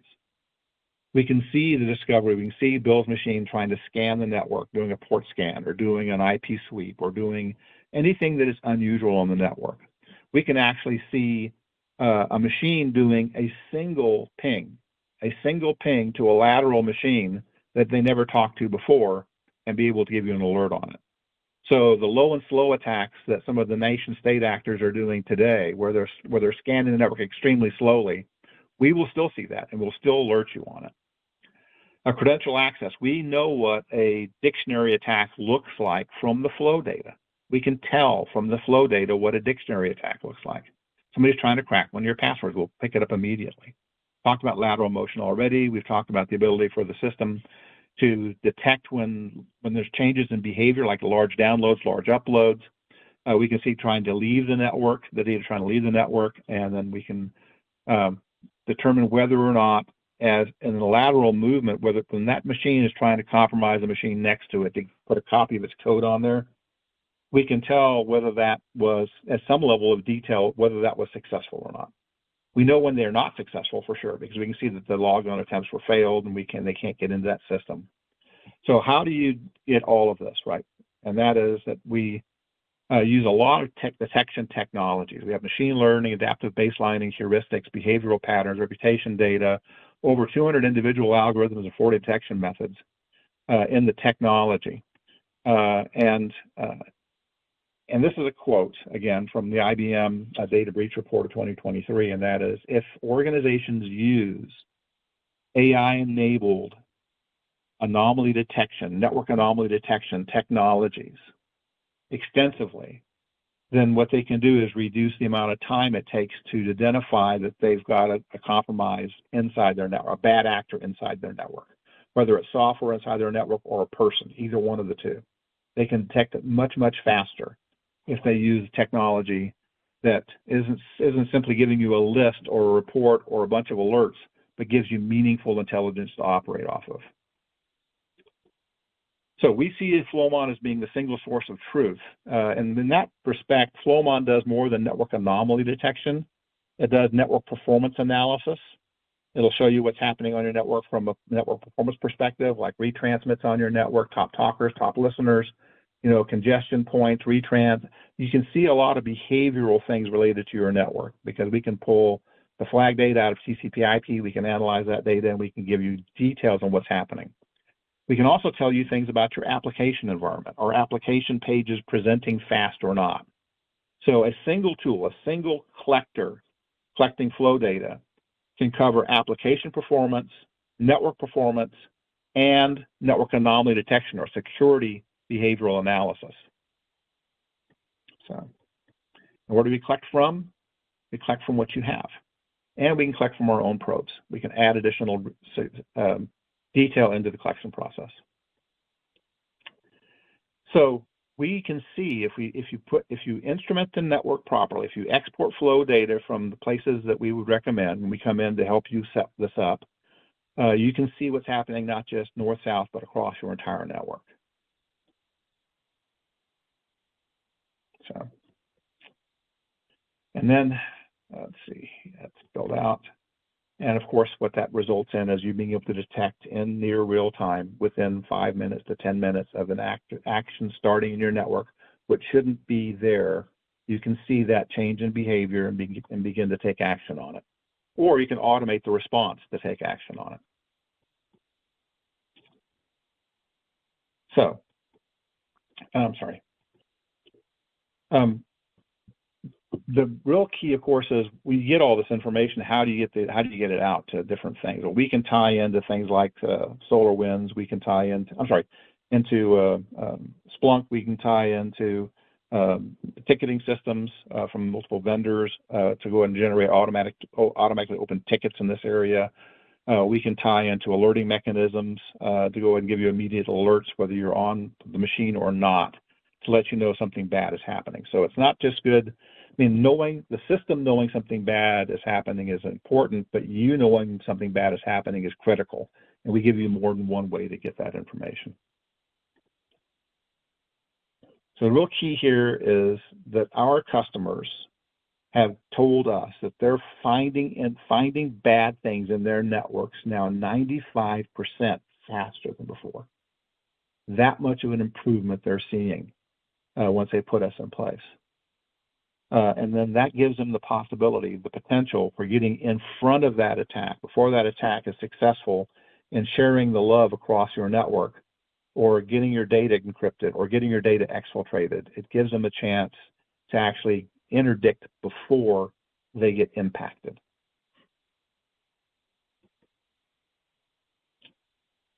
There are a bunch of rules and guidelines coming out globally. We're going to see a bunch of this stuff showing up maybe in your own industry segment that are going to drive the need for network anomaly detection and response.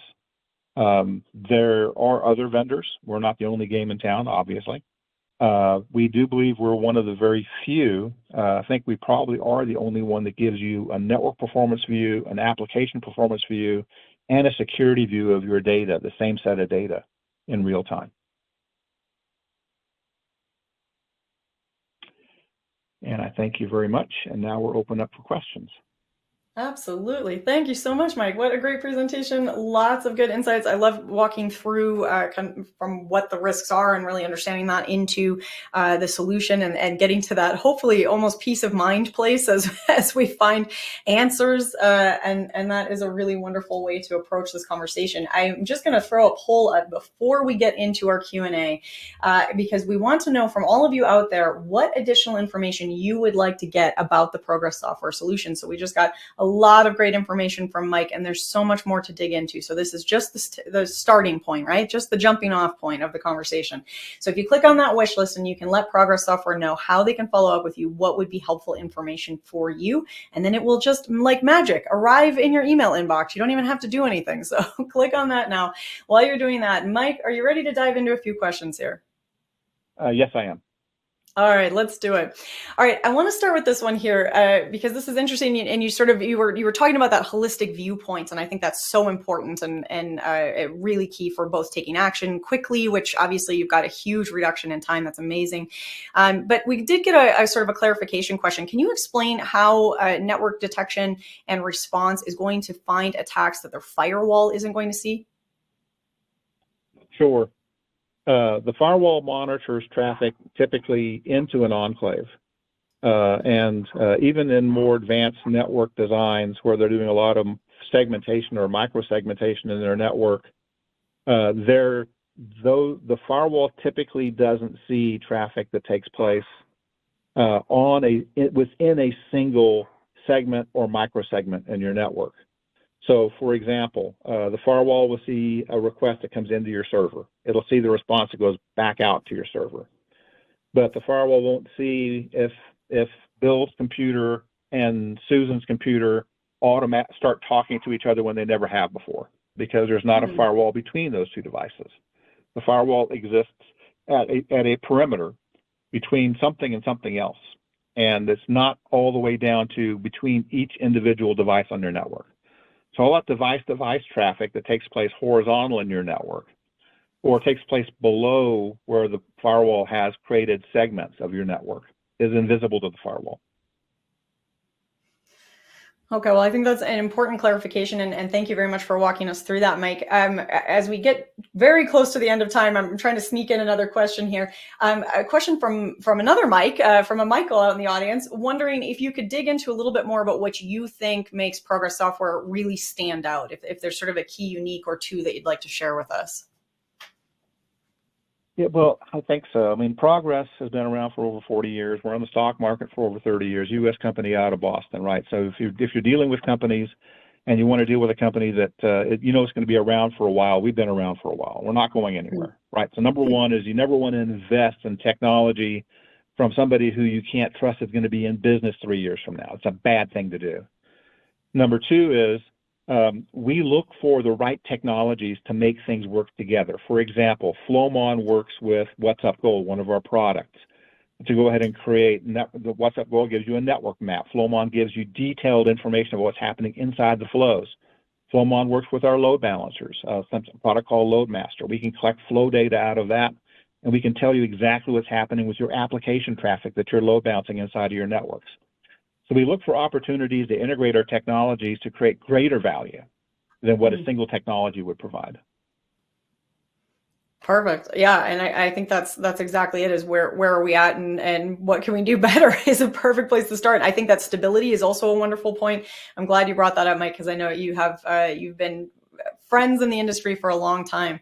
As we kind of bring things to a close here, I do want to ask you for somebody out there that is kind of thinking to themselves, loving this and really want to learn a little bit more about Progress and maybe how this would work at their organization.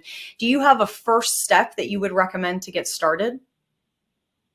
Almost all of our technologies on our website, progress.com, you can go down to the products and you can see the technologies we have. Almost all of them have an evaluation option. Evaluate this technology.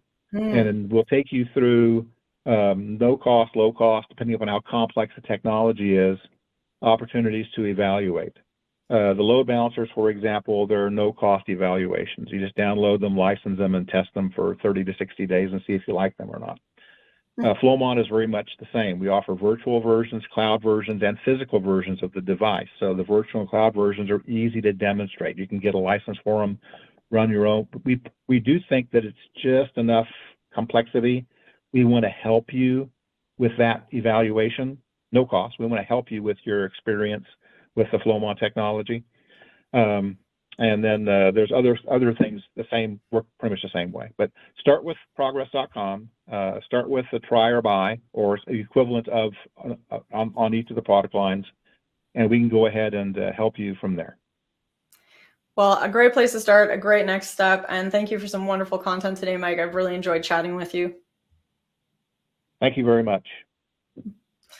And everyone out there that's asking some great questions, keep those coming in. I know Mike and I didn't have a lot of time for Q&A, but please do remember that we are sending all of your questions to Progress. So you will get responses back either on live chat today or an email in follow-up. So keep those questions rolling in. Don't forget to click on the wish list up on your screen, and don't forget to visit the handouts tab. There is a great handout there. It's a data sheet, Flowmon solution overview, how you can supercharge NetOps and SecOps. This is a great way to kind of dig in what we were talking about, right? Enable that network and security teams to achieve those goals that they're looking for, to create that stable and healthy digital environment. This is why we're all here today. That's the foundation of our conversation. So make sure you grab that handout before you head out. All right, well, don't go anywhere just yet because we do have several more exciting sessions in the works. This is one heck of a day today we're having. What an EcoCast. And I am so happy that I get to introduce you to our next presenter here on this jam-packed, info-filled EcoCast. We are going to be talking with Scale Computing. And our expert presenter here with us, Frank Seal, Lead Solutions Architect at Scale. Frank, I am very happy to welcome you to the EcoCast. I'm going to step back and hand things on over to you. Take it away. All right. Thank you for the introduction here. Well, as mentioned, the name is Frank Seal. I am one of the solutions architects here at Scale Computing. So many of you may know who we are. Some of you may not. So let's dive into a little bit about who we are and actually what we do. So we're one of the pioneers when it comes to hyperconvergence, right? And so we are the highest rated, most reviewed HCI product out there on the planet right now. So if you're curious, hey, do you have a case study that relates to me and my organization? More than likely we do. So feel free to reach out to us after this if you want to know more details on that. But hyperconvergence, some may know that buzzword, some may not. But basically what we set out to achieve was a dismantling of that traditional infrastructure that you see on the left-hand side of the slide here, right? Normally, I'm going to go out and try to buy the best of breed of the SAN. I'm going to network that up to some kind of host storage there. And then I typically used to have just a limited choice of hypervisors. You were kind of stuck with either Hyper-V, or I had to pony up the dollars to run VMware on top of that. And so we set out to kind of change all of that. Let's do that kind of holistic approach of making everything managed under one solution here. And so we created that hyper-converged solution where it is the servers, the SAN, the storage, all in that appliance model device there. Lots of benefits with that. One is typically I'm getting rid of all of those additional vendors and all the different patch levels and things like that. So having it all in one makes it very quick to deploy out in the field. Usually the first time you do it, it might take you an hour or so to get it up and operational. But after that, most folks do it in like 30 minutes or less to get it up and running there. The other thing, too, is the ability to spin up, deploy workloads at the drop of a hat there. We have a lot of intelligence baked in to keep it up and running, that self-healing. You can lose multiple drives, complete nodes, all of that, and all of the workloads are still up and fully functional there. But some of my favorite pieces are that single vendor support, right? I don't have 4 different phone numbers I need to call when something goes awry, right? I've got one person to reach out there, one back to pat there. The other thing, too, is since our hypervisor is KVM based under the hood there, it eliminates a lot of that licensing cost, right? You know, there's all kinds of news about the Broadcom VMware stuff that's going on and the price increases. So this helps you kind of jump from that sinking ship, if you like. And overall, that brings down that TCO that everybody's looking for. But when it comes to the product, so let's talk a little bit about some of the terminology here. So we have tons of different platforms for different needs, whether we're doing just surveillance or, disaster recovery, or even just that core infrastructure or compute out at the edge. They all fall underneath what's called our SC platform. Think of this almost as the replacement for, the VMware, not Horizon, but the vCenter and all of that. And then HyperCore is our hypervisor, which is a lot like you would see with ESXi. Underneath those, there are a lot of products that kind of make up the feature set within that. And we're going to touch on a few of those to kind of see how they help, supercharge your infrastructure there today. So with that in mind, now that you know what we do at scale, let's talk a little bit about how we protect your infrastructure and your data. So the SC platform, it's secured by design, it's secured through simplicity, but it's also secured by default. So I'm going to jump into each of these in detail, and we'll talk about the distinct categories, but they're not always mutually exclusive. So making the product secure by default and with the secured by design in the software stack leads to a very simple product to use there. So navigating the complex landscape of regulatory compliance, it's crucial for organizations that are aiming to protect against security breaches. The diverse array of standardization bodies out there, frameworks, compliance rules, they all vary widely depending on your industry, some of it even by geographic locations. So we're going to explore how the SC platform aligns with these requirements through both its design principle and the features it offers to support the operation in regulated environments there. The SC platform is designed to simplify this intricate process by embedding compliance into the core architecture of our solution. We ensure that the adherence to these standards is not an afterthought, but it's a foundational component of it. So let's look into how we achieve that here. So let's start with this first pillar, secure by design. So we exemplify the concept of secure by design. It's a principle that's evident in its integration into the hypervisor itself there. It's a stark contrast to the traditional configuration of a 3-2-1 model, right? Like where I've got a separate management server, I typically have multiple hosts, and I'm connected to some type of external storage like a SAN or a NAS. So HyperCore, which is our hypervisor, it's not just known for its operational simplicity compared to a lot of these other products, but it's also known for how it simplifies and enhances security there. Traditional setups with separate components are more susceptible to network attacks like man-in-the-middle. Particularly the complexity of doing the setup can lead to configurations in the environment itself. So the separate elements, whether it's the management system, whether it's the SAN or the NAS or the controller VMs, that introduces multiple attack vectors and complexity in that security management.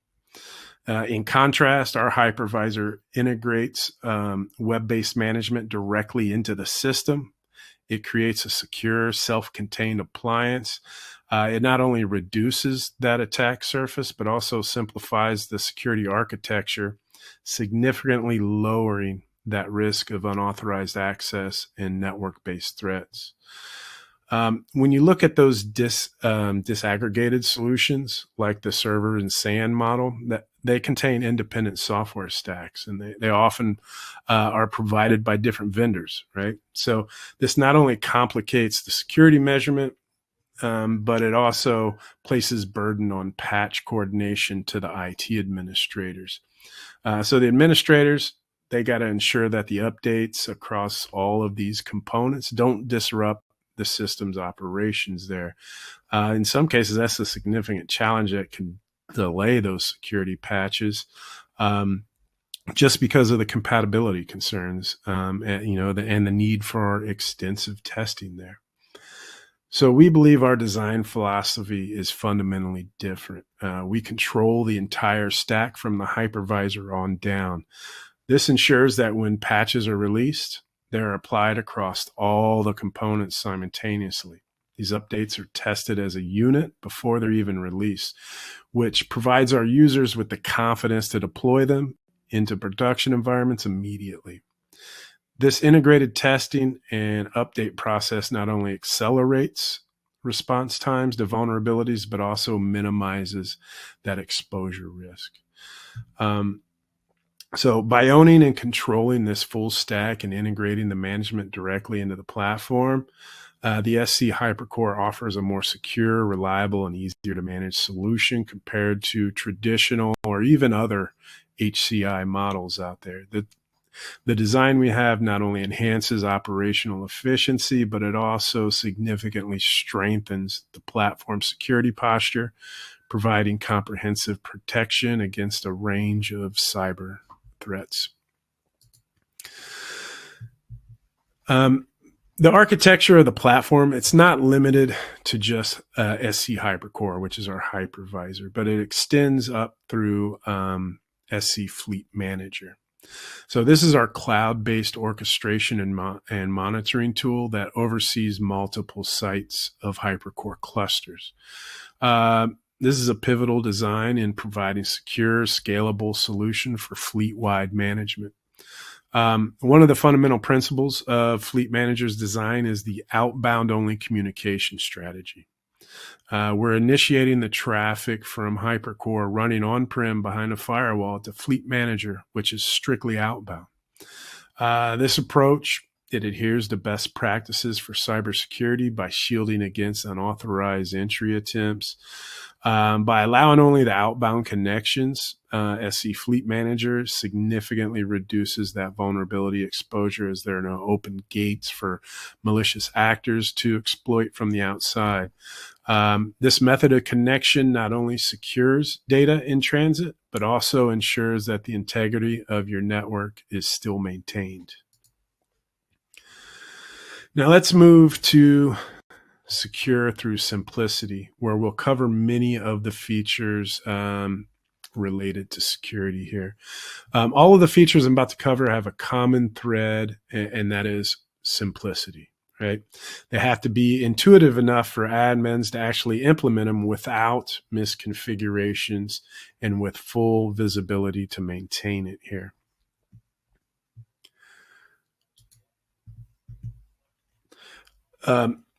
With both Fleet Manager and HyperCore, you have the ability to restrict which functions an individual can perform. So within Fleet Manager, that is by giving a role for things such as viewing the cluster or adding and removing clusters. Similarly, on the hypervisor side, HyperCore, we can use role-based access control for roles like backup function, create a user for only a service such as backing up the virtual machines, but no additional functionality beyond that. Or it's very common for customers to create a view-only role for those junior admins so they can see the activity that's going on without the ability to shut down workloads or even delete them. Security-related events and system actions, those are all audit logged in the HyperCore cluster logs. Those can also be distributed via syslog or API to a third-party SIEM tool for centralized monitoring, analyzing, and reporting there. We've also continued on with role-based access controls. This works in tandem with our implementation of OpenID Connect on HyperCore and Google's Firebase on Fleet Manager to provide a single sign-on experience for those admins and users. This is an authentication process that allows users to confirm their identity with third-party IDPs such as Microsoft's Entra ID. When a user logs in, they're redirected to the IDP, which then authenticates that user and redirects back to Fleet Manager or the local HyperCore instance with a valid token that the application can then use. There's also support for multi-factor authentication and even integrations with popular third-party MFA providers such as Duo. These enhance the user authentication process, adding an additional layer of defense against unauthorized access attempts. What I really like about this feature is that it just marries the best practices of authentication and also with the seamless experience of users across both Fleet Manager and HyperCore, underscoring the same theme here as the security through simplicity piece. SE Hypercore supports UEFI, enabling the use of secure boot. A practice, it's a best practice in virtualized environments to use secured boot. When activated, secure boot validates the cryptographic signatures of the operating system and any other boot level software. If the signatures are authenticated, the virtual machine, it proceeds to boot up. Otherwise, it's going to block the loading or compromise software. This feature is crucial in protecting against certain types of malware and unauthorized software during that boot process. Also, SE Hypercore features Virtual Trusted Platform Module, or VTPMs, if you will. It offers encryption. It offers an encryption key security comparable to physical TPMs in the servers. This functionality is essential for securing management of the keys and the sensitive data that it's protecting. It is frequently employed alongside solutions like BitLocker, Lux, to encrypt that storage within those guest environments, and therefore safeguarding that sensitive information from unauthorized users.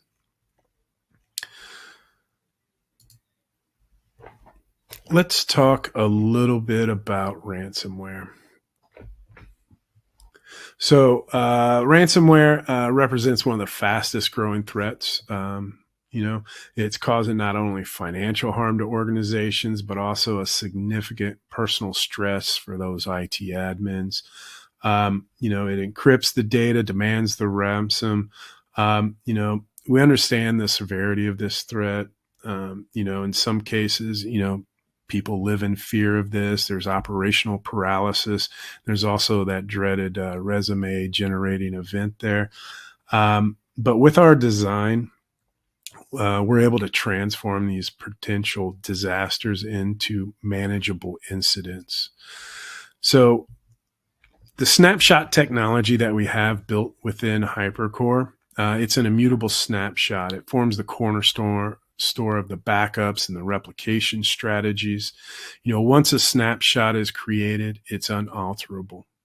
It can be cloned to new VMs, or I can take just the disk, throw it to another VM. In both cases, the original snapshot is never modified.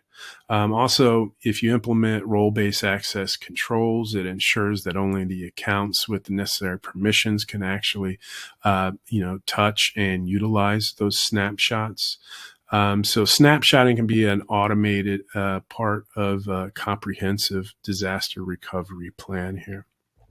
I think, how are we doing on time? You got a bit more time left if you want to keep going. Oh, okay. All right. For some reason, I was thinking I had a short period of time here, but no, you've got. Okay. We've got maybe another 8 minutes total. But if you want to leave some time for Q&A, cool. Maybe 5 more. Yep. I'll hit a couple more slides and then we'll move on. But good. I was looking at my clock there. So let's talk a little bit about a couple other things here. So a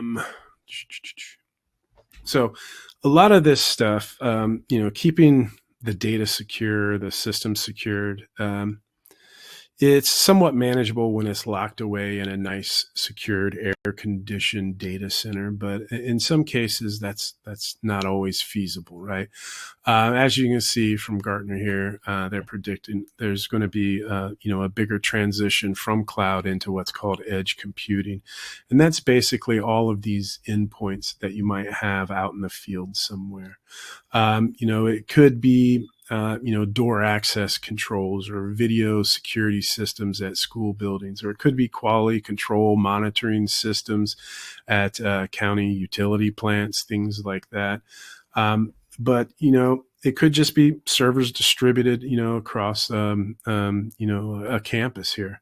But that critical data is not always found kind of in that protected server room there. And so to help with that, we have what's called our edge computing platform. And so we know these locations are not necessarily ideal for housing this type of data. It's typically, a janitor closet somewhere. It's not air conditioned. I can't put traditional SAN and servers in there. So some people will try to create a highly available solution with like tower servers and things of that nature. It doesn't always necessarily work out. So we have a wide variety of hardware. We have systems that are as small as 6 inches by 6 inches, right? Fits in the palm of your hand. I carry 3 or 4 of these in my backpack. I have a whole data center in my backpack. So these all contain these security features. The functionality has the hypervisor in it, the storage, the compute, everything within there. So we can accommodate those kind of small, tight spaces if need be there as well. Better still, they can all be remotely managed, from one single site. So we have what's called Secure Link, which actually allows you to extend your reach, your visibility into these remote sites, all from your centralized location. SecureLink, it operates by using a secure outbound connection from the cluster to a proxy service that's provided by Fleet Manager. And it's initiated by the cluster itself, so it makes it an outbound request to that SecureLink. Once that's connected, it ensures that all the data transmitted during this session, it's all encrypted. It's enhanced using security keys there. But during the SecureLink session, only the user interface layer is transmitted to the user's browser. So there's no underlying data passing back and forth or system controls that are being exposed during this. So it adheres to authentication protocols. It requires the correct credentials to do that. And then once the session is terminated or the user closes their browser, SecureLink automatically cuts off that outbound connection and immediately disconnects. So it helps to prevent unauthorized access, even if someone were to inadvertently leave that open. But this eliminates the need for complex and vulnerable access points. Some people, they put like RDP jump boxes at those sites, or they have just a plethora of VPN connections to do this. And so this is going to offer a more streamlined, cost-effective, and more secure solution to be able to not only reduce that risk and possible misconfigurations, but actually manage those workloads out there. And so that kind of falls into kind of the last component, that secure by default here. We have this philosophy that, hey, once I turn it on, it should operate and it should be in a manner that I feel safe with it, right? So we've embedded that zero trust principle deep within the architecture. And that ensures that security is not merely just an option, but it's a fundamental component of that system there. Let's see here. Timelines. Switch into some questions there, Frank, and then sure, wrap it up we can do that. Yeah, yep, some sure, awesome, or I can awesome ramble content. on. No, I bet, because there's so much to cover. These are huge topics, and there's so many different angles to come at it. And we did get some questions that I think maybe I'm going to ask you to follow up either in live chat or in email about kind of the student angles and student life perspectives. And I think those are really good conversations to have. Because we're short on time, I'm just going to sneak in one last question, and then we'll kind of wrap up from there. Can you talk a little bit about? We got a couple of questions around finding that balance between the access to information and accessibility of data with the need and legal need, as well as moral need to keep data secure, and how are organizations kind of fighting that or finding that balance?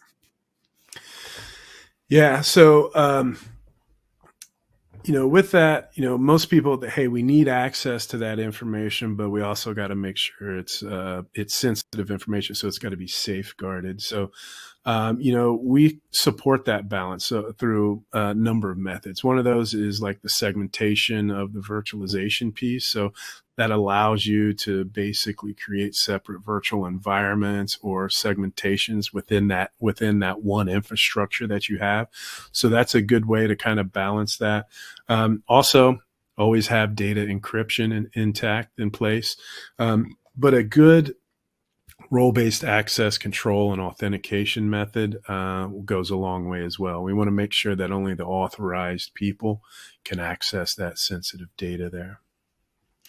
Well, Frank, as I said, I think these are big conversations that we're having, and we're condensing them down into about 24 minutes, which is clearly not enough time. So for somebody out there that would like to keep chatting with you, getting to know Scale a little bit better, what do you recommend as kind of the follow-ups as we're heading out of this webinar today?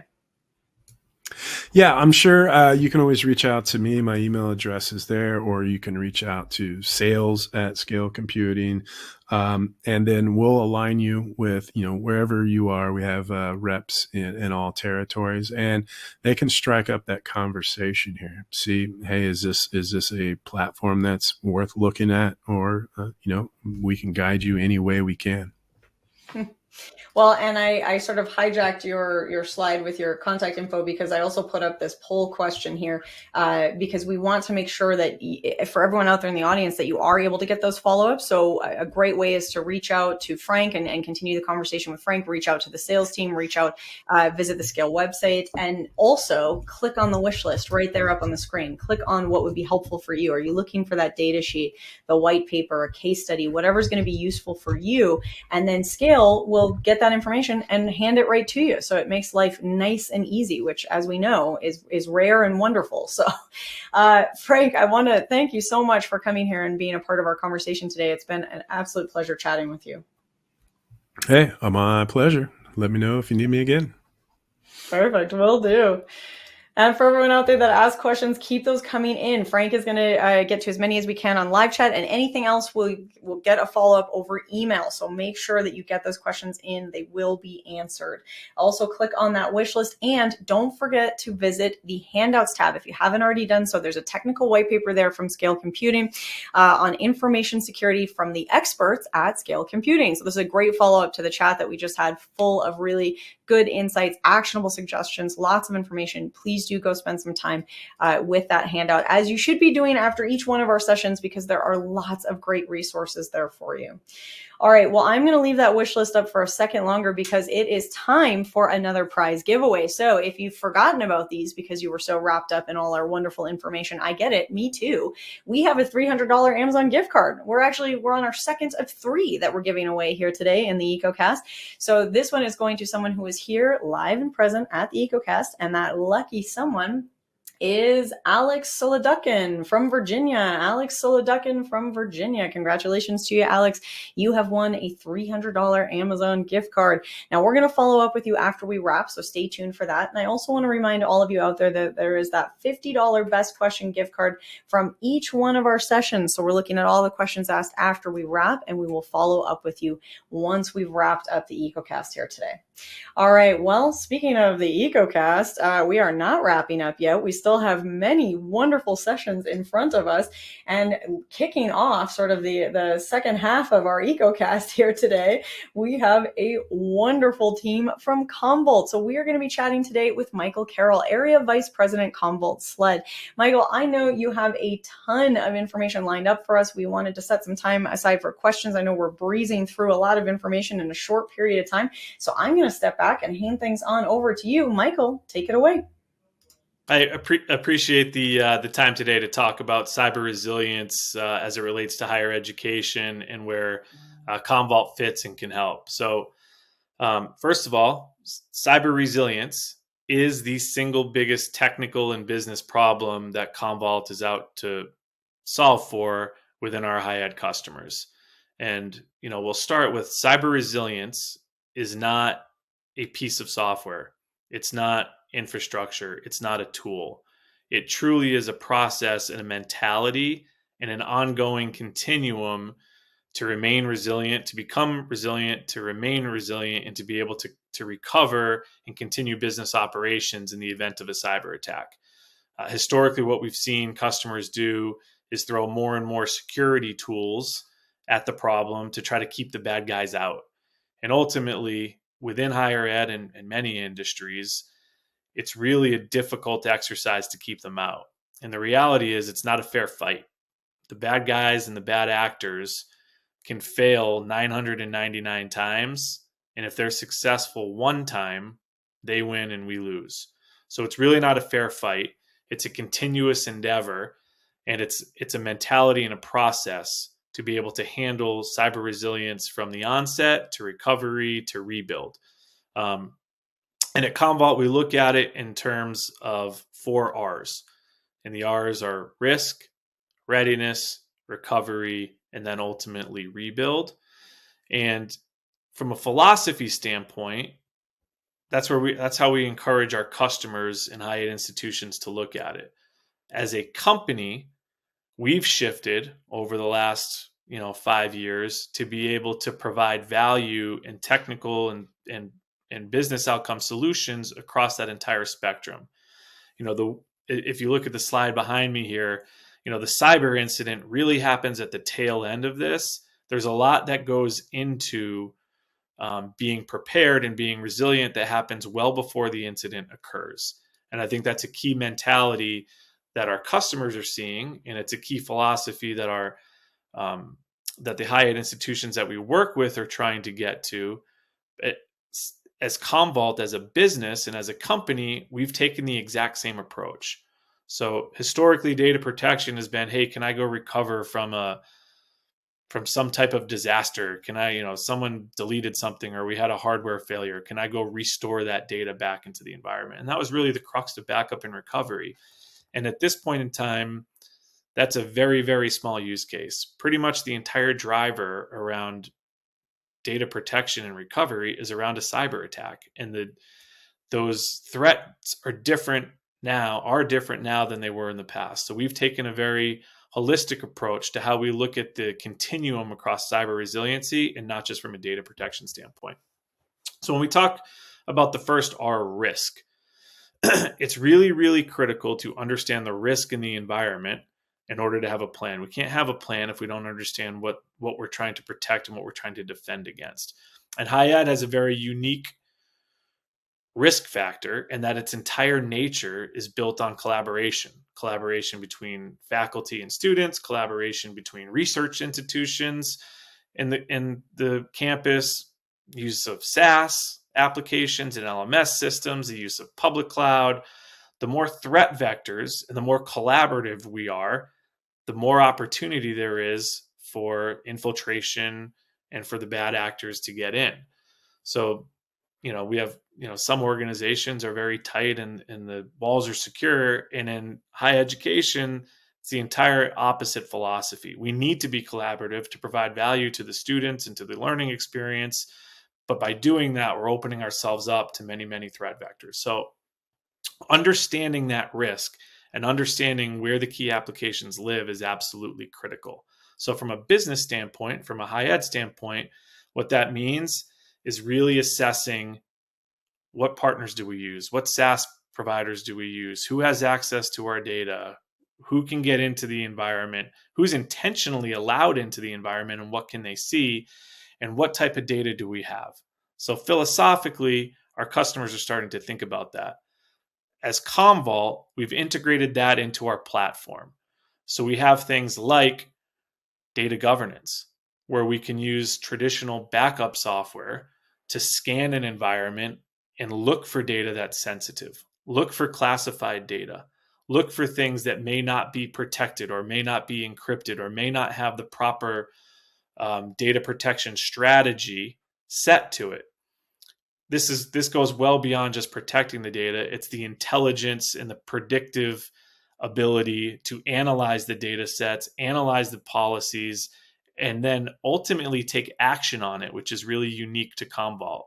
We have access to be able to see what type of data is out there, to categorize it, to assess the risk and governance, and then really take action on it to go change policy on the fly, and to be able to remediate the risk prior to anything actually happening in the environment. And I think that's a a unique feature set amongst Commvault to be able to not just protect it, but to be able to analyze it and take action on it. So we've really got to understand what that risk looks like. We've got to be able to use intelligence in AI to be able to take action on it. And as an organization, we have to look even bigger than that. As a high ed organization, we have to think who has access, what are the threat vectors, and how have we opened those up to potential bad actors. So the use of cloud, the use of SaaS, the use of all these different tool sets and integration points and research creates a unique challenge that Commvault can solve for in its ability to assess the risk and to be able to go across platforms. I think that's a really key differentiator too. Whether you have data in a SaaS application, whether you have it in a public cloud, whether you have it on-prem, we can use one platform and one tool to be able to assess that information and create a consistent policy regardless of where it lives, and to be able to assess the risk, take action on it across the entirety of the environment. In a typical organization, there could be anywhere between 5 and 7 different backup tools that are used to protect the data. In doing that, you're unable to have a consistent philosophy and a consistent approach across one platform. And that's a big difference that Commvault brings to the table. So now that we've been able to assess the risk, now we need to be able to be ready to respond in the event of some type of incident. And again, from a high ed institution and an organization, that means having a plan. And that plan is very people oriented. That plan is very process oriented. It's being able to take a security team, a legal team, a traditional infrastructure and IT team, and bring those groups together to be able to come up with one consistent response plan.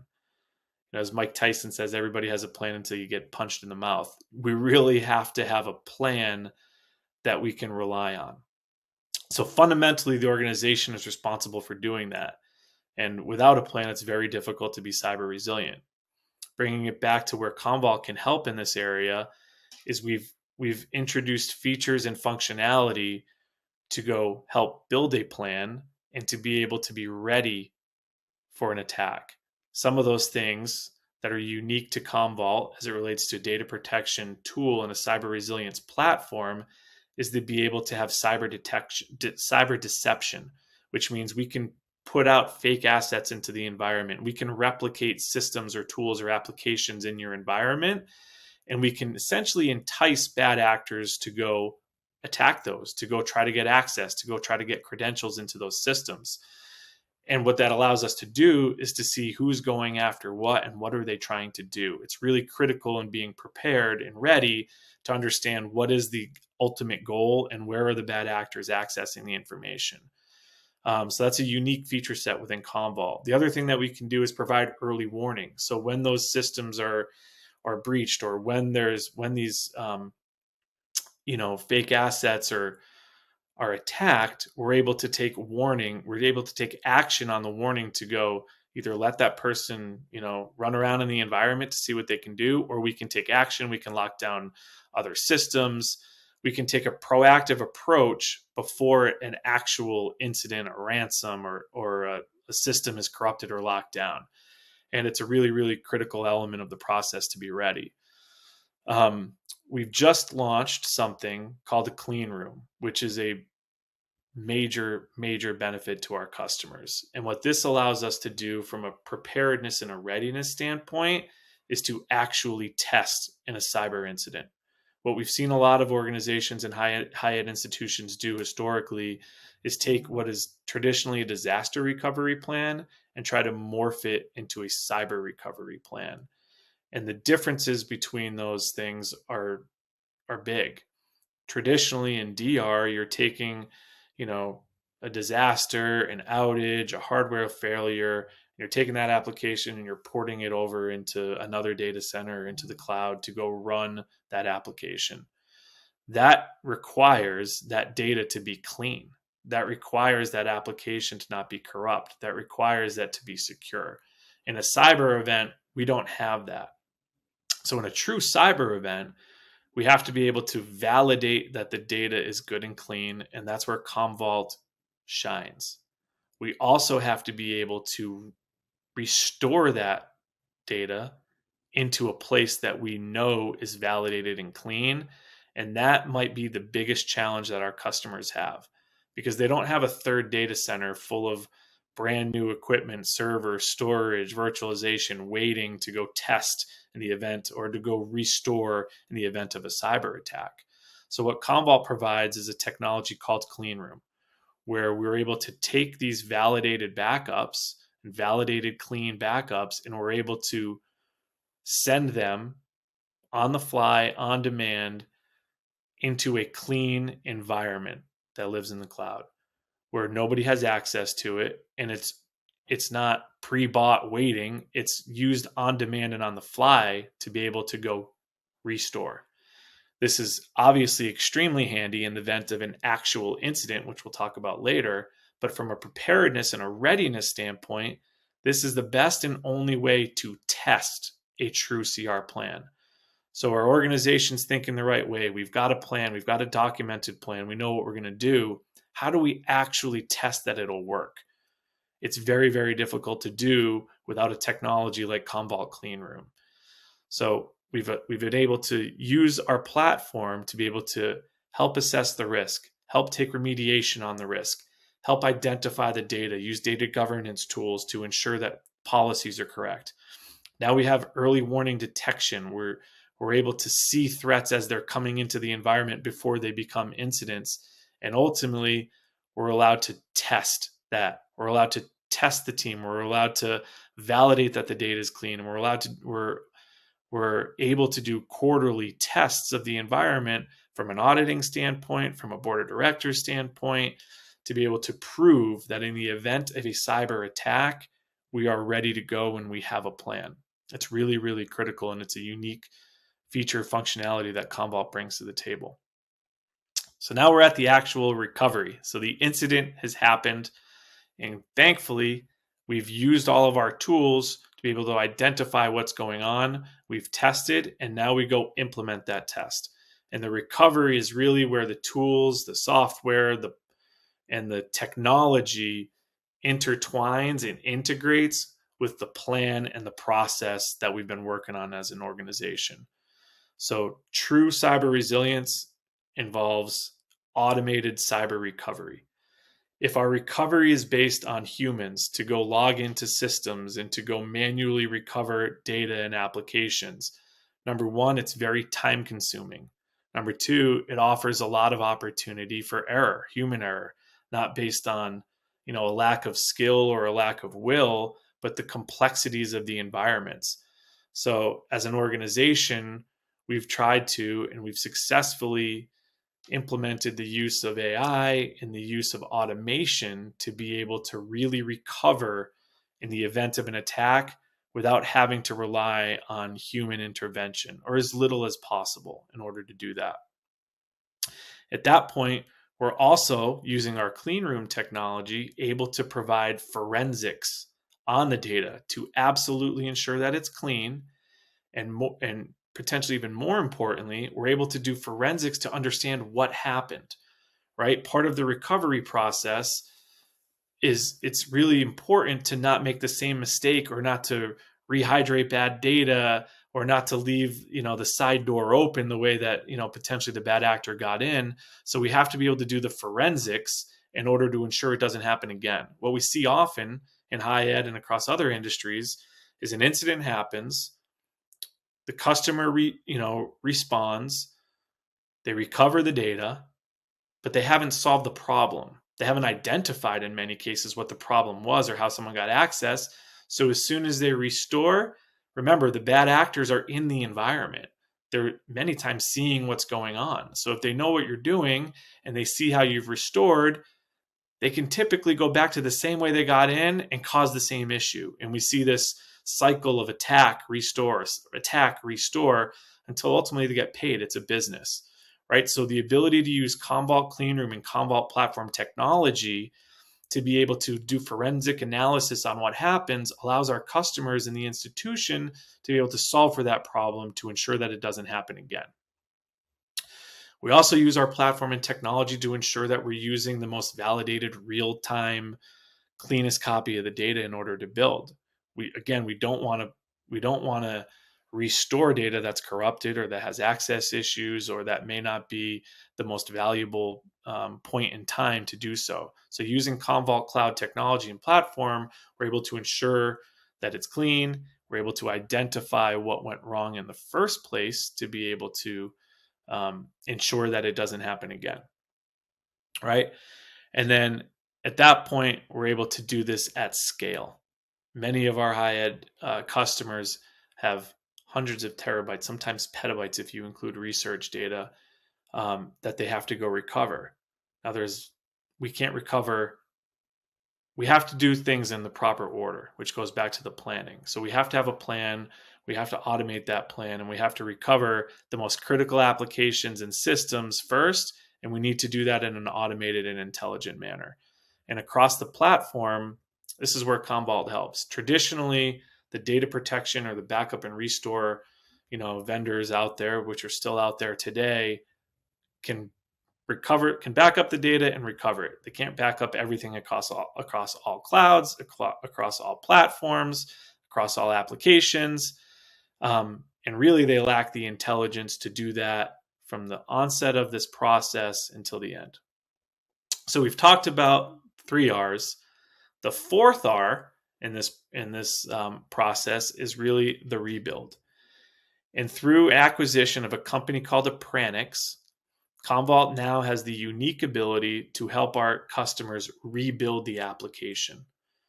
So across our industry, the typical rebuild time from an application is almost a month or 24 days. And that's after we've gone through all of this other restore. So this is after we've assessed the risk, after we've prepared, after the incident. Now we've restored the data into a clean environment.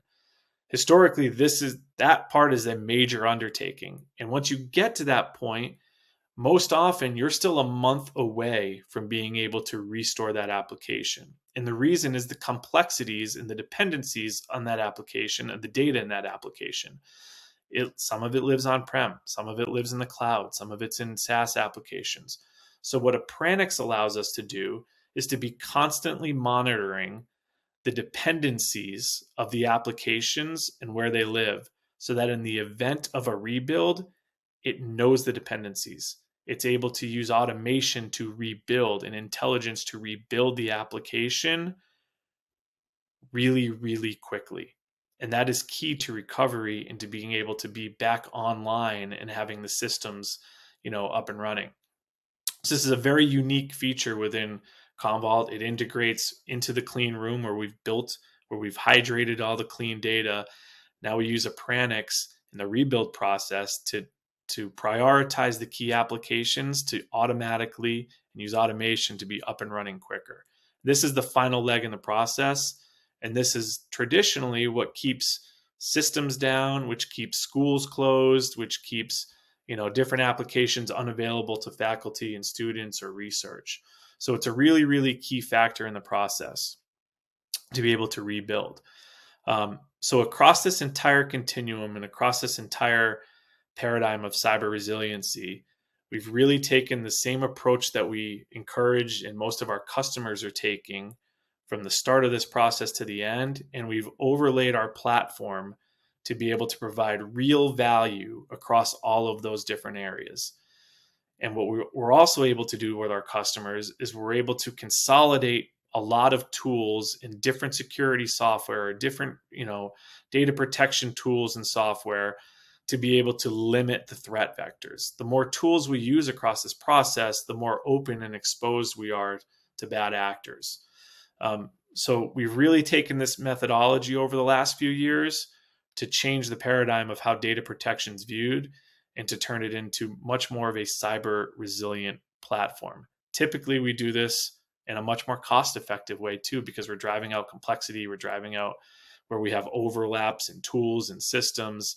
And what we're able to do is we're able to give our customers in their cyber resilient journey one consistent standardization of a tool, and that's Commvault, to protect all the data no matter where it lives. And we're able to do that without the fear of vendor lock-in.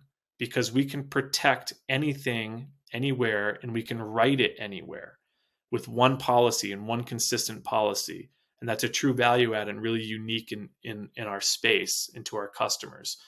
We can protect things in the cloud, on-prem, and SaaS. We can write them on-prem to a cloud, different infrastructure on-prem, but we can maintain that consistent policy across the environment without forcing our customers or high ed institutions into a vendor lock-in or a particular cloud lock-in or a particular infrastructure dependency. So it allows us to be valuable and consistent in their cyber resilience journey, while offering them the flexibility of change, the flexibility of new applications, and allow them to take advantage, of the modern digital world without feeling like they're going to be stuck in one platform. So it's really a fantastic time to be at Commvault. It's a fantastic opportunity for our customers, whether they've been customers for 20 years along this journey with us or they're new customers now, to be able to overlap a consistent tool and a true cyber resilient platform into what they're already building as their cyber resiliency strategy and plans.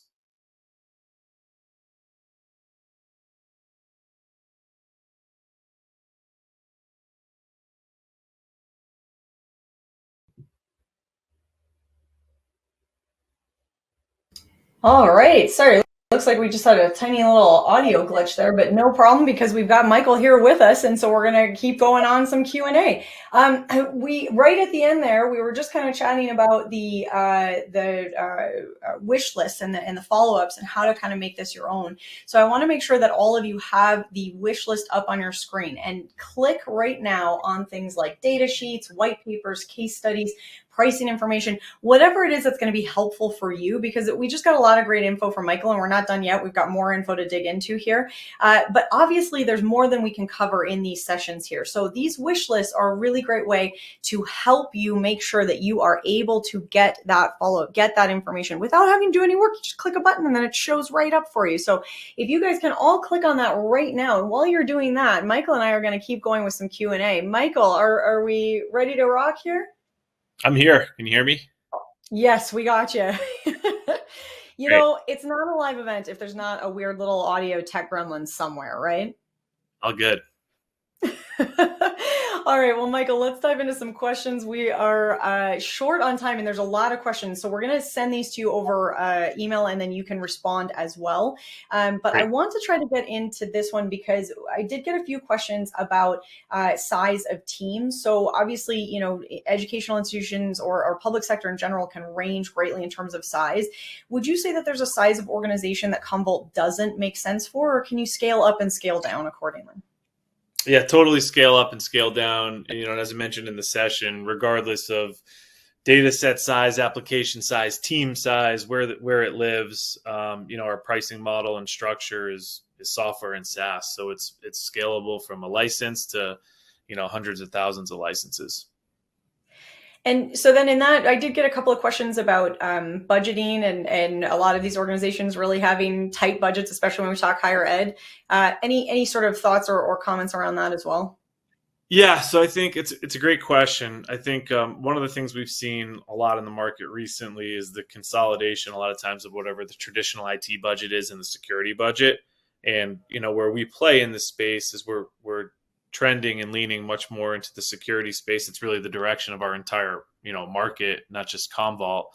And so we've seen a little bit of leveraging of multiple budgets more than just the typical data protection or backup and recovery budget. So that's been one trend we've seen pretty consistently. I think the other thing is a lot of our customers, when they go on this journey with us or they modernize, it's typically a cost savings exercise, believe it or not, while adding feature functionality. And it typically comes from the consolidation of tools. It comes from, you know, getting rid of some of the technical debt around server and storage and old tools. Most of our customers have 4, 5, 6 different data protection tools that are all priced differently, all require different storage things. So we've seen a lot of, when we modernize and consolidate, we're typically seeing costs being driven out.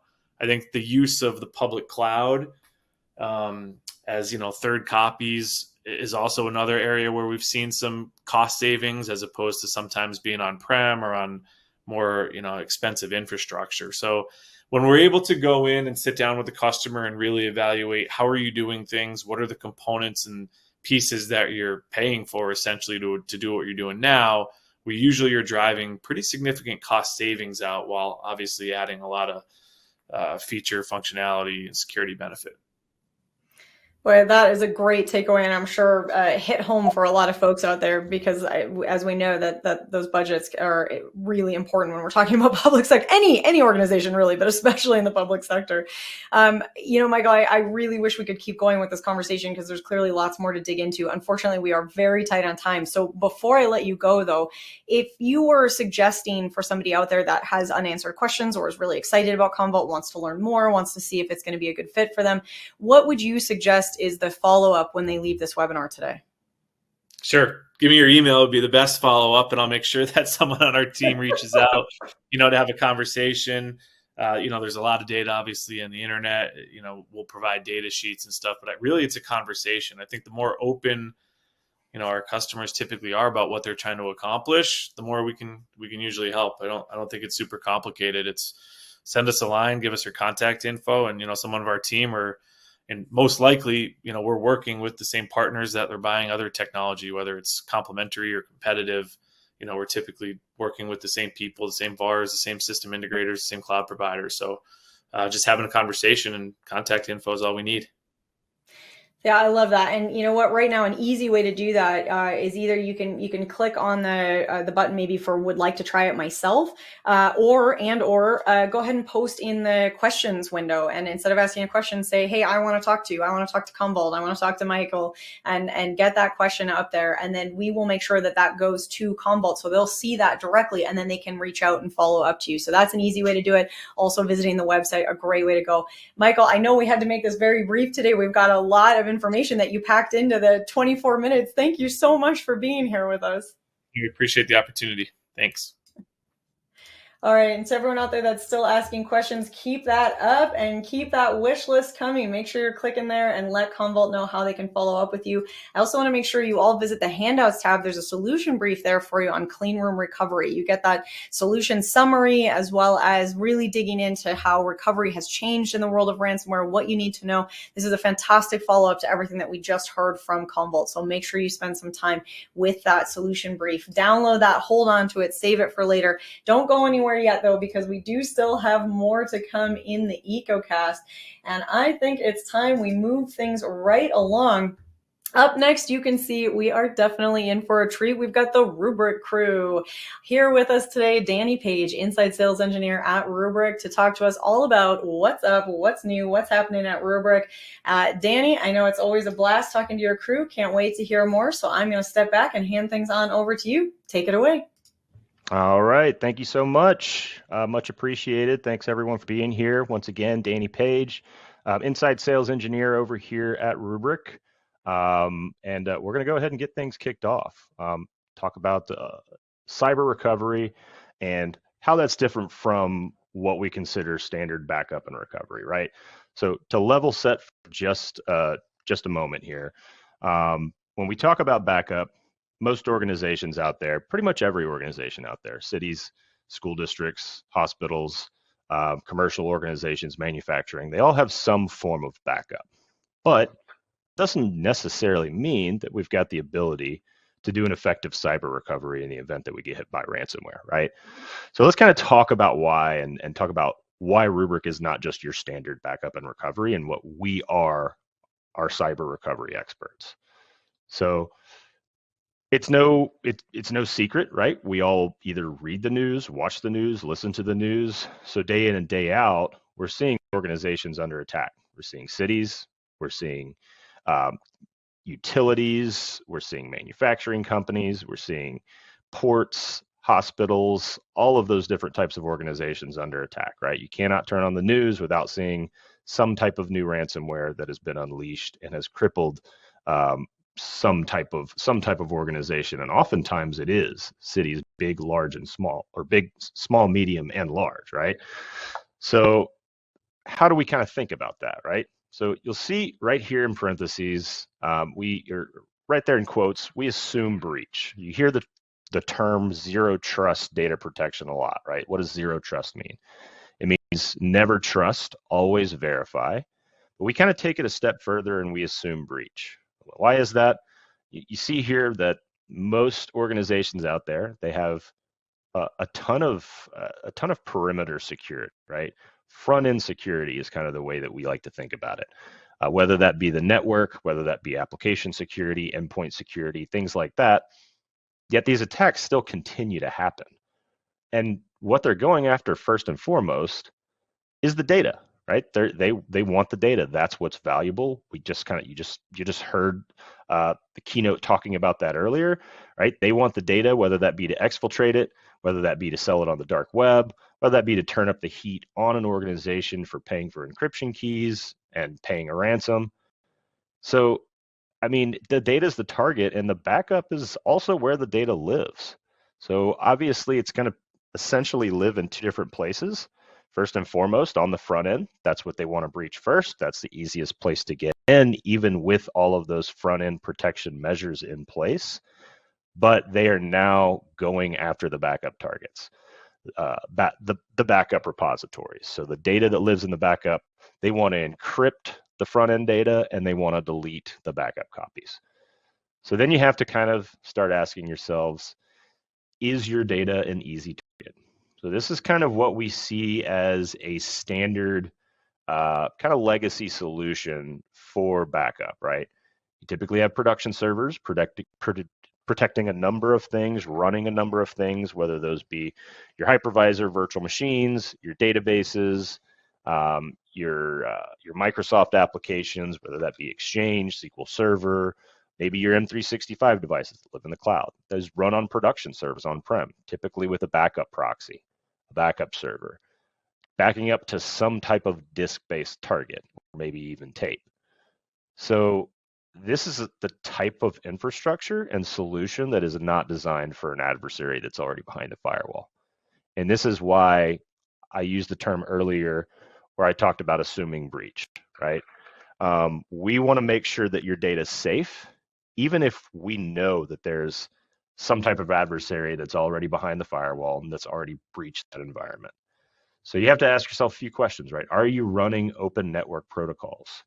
So are you using those standard CIFS, NFS, SMB to either move your backups, to discover those backups? Is that leaving you open and vulnerable? Are you running anything on Windows, right? Are you using Microsoft operating systems to implant something? Because if there's a breach of the OS, then that means there's a breach of the backups and those can be deleted.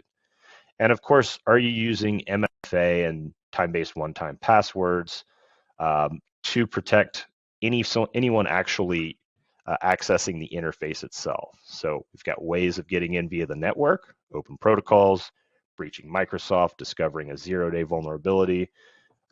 But there's also just credentials compromise. So are we using things like multi-factor authentication to make sure that nobody is breaching our credentials and getting inside the system itself and the interface?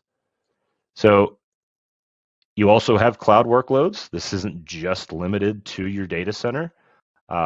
These are things that we can solve for really no matter where your data lives, whether that be Microsoft Azure, whether that be AWS, Google Cloud, and your SaaS applications as well, your M365.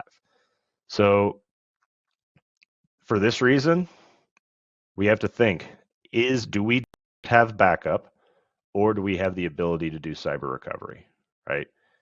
So this is the way we're thinking about things now. We've got new questions to ask ourselves, right? First things first, what exactly do I recover in the event that I do get hit? Because if it's a ransomware event, they're going after your data, as we talked about. They're going after the production data to encrypt it, and they're going after the backups, likely to delete it. So if we've encrypted data and we're going through a recovery effort, we need to know what to recover, right? Because if we've got encryption in place, we don't want to go out there and recover something that's already encrypted and putting us back at square one. The other thing we need to ask ourselves is, do we have any sensitive data in scope? It's always something we want to know, right? if we knew that we had certain particular virtual machines, file systems that were actually breached, was there any sensitive data in there? And what kind of sensitive data was it? Was it HIPAA data? Was it CGIS data? Was it just personally identifiable information? Did I have credit card numbers that got exposed? So figure out exactly what kind of data it is, maybe who has access to that data, and if it might have been exfiltrated. And then also you need to understand if the malware is still sitting somewhere on a snapshot, on a recovery point in your environment, because this is another way in which you can put back to square one, right? You can either go in and recover already encrypted data, or you can simply recover non-encrypted data, but maybe there's some executable sitting there in the snapshot that's just waiting, that's just a ticking time bomb that you've just restarted. So, I mean, boards, city councils, they're now asking different questions. They're now prioritizing things a little bit differently. Are we good? Number one, are our backups safe? If we get a breach, are they going to be able to get to those backups? Are they immutable? Is there an air gap of some kind? Can you prove that? If we have a recovery effort, can you show me that we can do this? And then how long will it take? Because that's really, when it all boils down to that is the name of the game. How fast can we get back up and running, and how do we lose the least amount of data possible, right?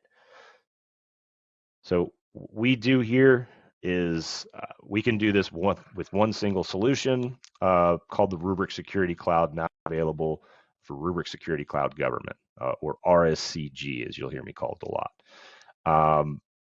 How it works, how we do all of the things that I kind of just talked about, is first and foremost, we can do things across all different types of workloads, whether that be the data center, workloads that you have running in the cloud, or your SaaS workloads. We have immutability and an air gap in place to make sure that the data is safe. So even if there is a breach, you've got immutable backups, so even an admin can't go in there and delete those backups. You also have an air gap in place. So if your production environment is breached, they're not going to be able to find their way or discover that backup system. So it's invisible to the network. They won't be able to find it, and everything is encrypted as well. And we're using metadata and time series data to essentially understand what a normal day, week, month looks like, and how changes might have happened that can help us determine and give us insight into how to make the most effective recovery effort work. So we can give you the modern data protection with all of those things related to an all-in-one infrastructure and interface that keeps the backup safe with things like immutability, end-to-end encryption, logical air gap, retention lock, intelligent data lock. All of these measures that we put in place, most of which are native to the platform and cannot be turned off. We do encryption detection. This is something that, while a lot of vendors out there might have some form of anomaly detection, can they do encryption detection, right? Do they understand which backups, which snapshots might be encrypted and which ones aren't? So essentially, how do we do a surgical recovery of some kind? And then sensitive data discovery. How do we know if those snapshots or if those workloads that were breached actually have sensitive data, which means that data might have been at risk to be exfiltrated, right? And what type of data is it? And then we can also do threat hunting and quarantining. Threat hunting is how we determine exactly what type of malware might have existed on a particular snapshot. How early did it actually enter our system, right? If we're taking backups frequently, typically most organizations are doing dailies of some kind. We can hop into a time machine and understand exactly when a particular malware entered our environment and which snapshots it actually infected and might still exist on. And when we figure that out, we can put those particular snapshots in quarantine, right? We want to make sure that they're not being used as a recovery point, whether that be a third party that we're working with. A lot of times recovery effort is a big scramble. How do we figure out how to make that scramble more orderly by taking snapshots, putting them in quarantine, and making sure that nobody else within that recovery effort is inadvertently reintroducing malware into the environment? We can also do risk assessments, right? We can do things like forensics to an isolated recovery environment if we want to understand more about a snapshot itself that might have encryption on it or malware on it. And we can do disaster recovery testing too. So we can create blueprints that we put in place so that we've got a reared and ready to go recovery effort, because it's not just about kind of just rehydrating a bunch of snapshots all willy-nilly. We can go in and actually put an order in place as to exactly how we want that recovery effort to go down. And we can test those recovery efforts and build out reports so that we can provide proof as to how they're working, but also to help us patch up any holes that we might have related to the disaster recovery planning itself. So we do this all with Rubrik Security Cloud for Government, available now. I'll kind of walk through some of the additions that we've got and kind of where we are with getting this fleshed out. This is a kind of a newer thing related to Rubrik itself. So what benefits do you get with RSCG? Number one, you get the guaranteed ability to recover data. Right? We've got immutability in place. The data will be there. It'll be ready to go, no matter what other tools you have in place. We've got a single system to protect on-prem, in the cloud, and the SaaS data. So you don't have to worry about multiple interfaces hopping back and forth. We use a single system which intertwines a lot of tools and integrates a lot of tools so that the recovery effort is smooth and streamlined. We can test resiliency to reduce risk, right? So how resilient do we really think we are? We can create those blueprints, but also tie in the ability to use the data that we have related to, malware infection or encryption detection to make sure that we're covering the right snapshots, losing the least amount of data, and not reinfecting our environment. And we can get that practical visibility, data visibility, to drive that better decision making, right? So which snapshots are encrypted, which ones do we actually need to recover, which ones do we think was where did the first breach occur, and where is the sensitive data, where does that lie, so that we can make decisions effectively about our file systems, how we understand, do we need to provide identity services to any particular users that are out there, do we need to report to any compliance organizations, how do we get the legal side figured out if we have sensitive data involved. And this also allows us to consolidate and repurpose existing budget, because we have so many tools in place. Was there, say, a sensitive data discovery tool in place for the front end that we might have been considering? Do we want to maybe take that and repurpose it down, consolidate it down to one single tool? Maybe malware infection is something that you were considering. Well, now you can, was malware detection something that you were considering? Now you can kind of do this with that one single tool. Take that budget that you might have been considering for other things or already using for other things and put it into a single interface. And it's now designed for US government. So we've got a dedicated instance of this RSCG, the SaaS platform itself, for federal, state, and local agencies and contractors. We've got rigorous security monitoring and remediation, end-to-end encryption, whether that data be at rest or whether that data be in transit. So TLS 1.2 encryption for data in transit, and AES 256 encryption for any data that is at rest. Secure processing of data, all of it happens within the US. So everything CJIS compliant, eventually FedRAMP compliant as well. And then 24/7, 365 support by qualified US citizens that are located on US soil as well. This is kind of what timeline looks like for the way that we're ramping. We're going slowly, right? As it stands right now, those city governments, police departments, fully CJIS compliant, that's available now. FedRAMP moderate, that should be coming here probably October, is what the timeline is looking like right now. We'll have state ramp compliance by the winter, either December 23 or January 24. And then by the summer of next year, we'll be DoD compliant, right? We'll have that IL level 4, impact level 4 compliance sometime next summer. So kind of ramping things up slowly a little bit, but this is what that timeline looks like. You determine what is most important to you here. And then, we started out as a modern data protection company, right? We wanted to go and put time back in the backup admin's name, but from the very get-go, we had security in mind. So we've been securing government data for 9+ years now. When we started back in 2014, that includes the FDA, the Federal Reserve System, branches of the military as well, and one that I like to point out because I'm here in the city of Austin, we protect the city of Austin as well.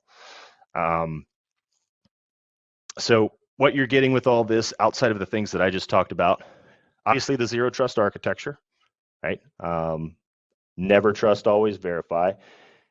All of our support packages are going to have a branch, which is the ransomware response team. So anytime ransomware is whispered, you get essentially a Tiger team that comes on and helps you with the recovery. And this is what they do every day. They're always involved in ransomware response. And we've also just formulated what's called a Rubrik Zero Labs. This is where we get data intelligence related to ransomware, malware infection. And this is also where a lot of our new feeds are going to come from for detecting malware in a more automated way, which you'll see coming here later on in the year as well. And then the last thing I'll leave you with is really just more of a brag here, but they did just release the Gartner Magic Quadrant for data protection, and Rubrik once again is farthest to the right in terms of vision, and we're for the 4th year in a row a leader within that Magic Quadrant itself. So keep that in mind. If you have any questions about that, please feel free to reach out. Aside from that, that kind of wraps up the presentation here for me.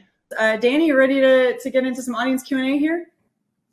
Yeah, absolutely. All right. I want to start with this one because we've had a couple of sessions lately that are really interested in this kind of cybersecurity approach, and sensitive data always comes up. So does Rubrik's sensitive data tool allow me to see if that data is actually getting exfiltrated? Yeah, good question. So as it stands today, the tool is going to tell you where the sensitive data lives all the way down to the file system, to the actual file itself, and exactly what type of sensitive data that was. So we can categorize it, was it HIPAA data? Was it CGIS data? Was it personally identifiable information, PCI, and we'll be able to detect based off of the other tools in place, such as ransomware, investigation, and threat hunting, essentially if that attacker had access to it. So if they had access to it and they were kind of lurking there in the file system, you can make a pretty good guess as to whether or not they were able to exfiltrate it. Now, can we say for sure if they exfiltrated or not? Not yet. But we did just make a very exciting acquisition, which is going to put us in a much better place to be able to make those determinations. So if you want to know more about that, we did just make a pretty big acquisition, a company called Laminar. They're leaders in the data posture management platform. It's going to be an exciting thing, and it's going to give us a lot more tools in place to tell us about our sensitive data and how best to manage it. Danny, you're dropping a lot of cool news on us today, and that actually connects in. You segued nicely and unintentionally to our next question, because one of the things you were talking about was some of the upcoming compliance that folks can expect, and compliance obviously top of mind, especially when we're looking at public sector and education, right? So wanting to clarify a little bit here, we've got a question: when will Rubrik be CGIS compliant, or excuse me, CJIS compliant for cities and countries that work with FBI data? So that's actually here today. That's the first step to RSCG. That's the first thing. I mean, our largest install base is with cities and counties. Obviously we work with state governments as well as federal governments, as you saw that second to last slide.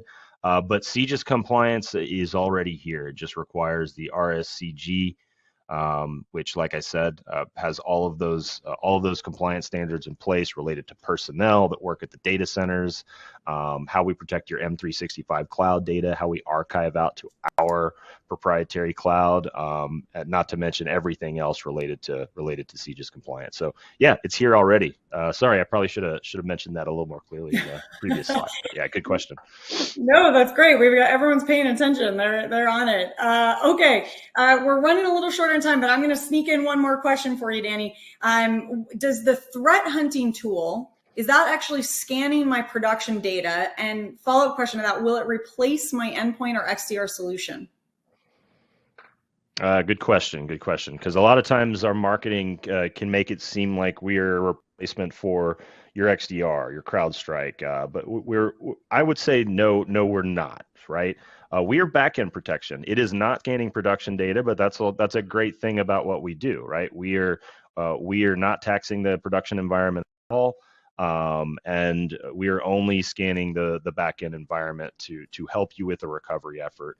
To understand where you are, where you sit, and how you do the best, most effective recovery. And that basically means two things: lose the least amount of data, get back up and running as fast as possible so you don't have to pay a ransom. So great question. But yeah, ransomware monitoring, and I believe that's what it will be soon. It will be much more automated process. But as it stands today, no, we are not in your production environment. We're air gapped from that. We're only doing backup scanning. Okay, Danny, I want to ask you one last question before you leave us here. I'm wondering, there's a lot of information that we've got today. There's a great handout, by the way, from Rubrik. There's a data sheet on Rubrik Security Cloud with specific focus on government and looking at those public sector risks and recovery. So that's in that handouts tab for you. So Rubrik has tons of great resources and information. Danny, for somebody that is wanting to get more information or wanting to kind of figure out if this is the right solution for them, what would you suggest is the best way to kind of get started with that conversation? Great question.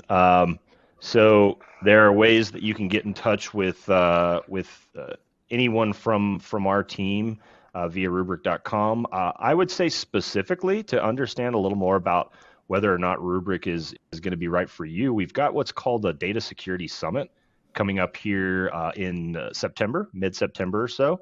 If you need something sooner than that, just go to Rubrik.com. You'll be able to click on learn more and find out exactly how someone can get in touch with you. That way we can better help you scope, explain, and see what's going to be a good fit for you.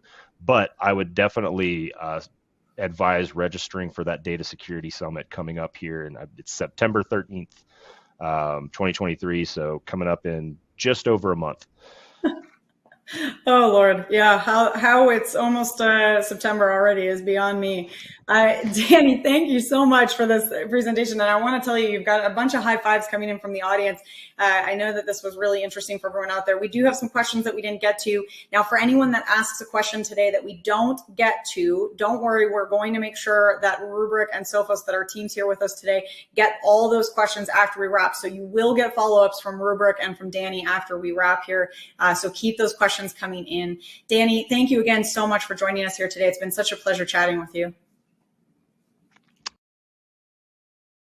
All right, and to all of you out there that are looking for a little extra info right away, as Danny said, if you just can't wait, you can click on that wish list that we have up on the screen there. So what we're looking for here is what is the additional information you would like to get about Rubrik. Obviously, Rubrik is awesome and has lots of awesome stuff going on, and there is lots more awesomeness to dig into. So if you click on that wish list there, and then you let them know, hey, here's exactly how you can follow up. This is exactly what we would like to know. So please do take a second now, click on that wish list and let Rubrik know how they can follow up with you.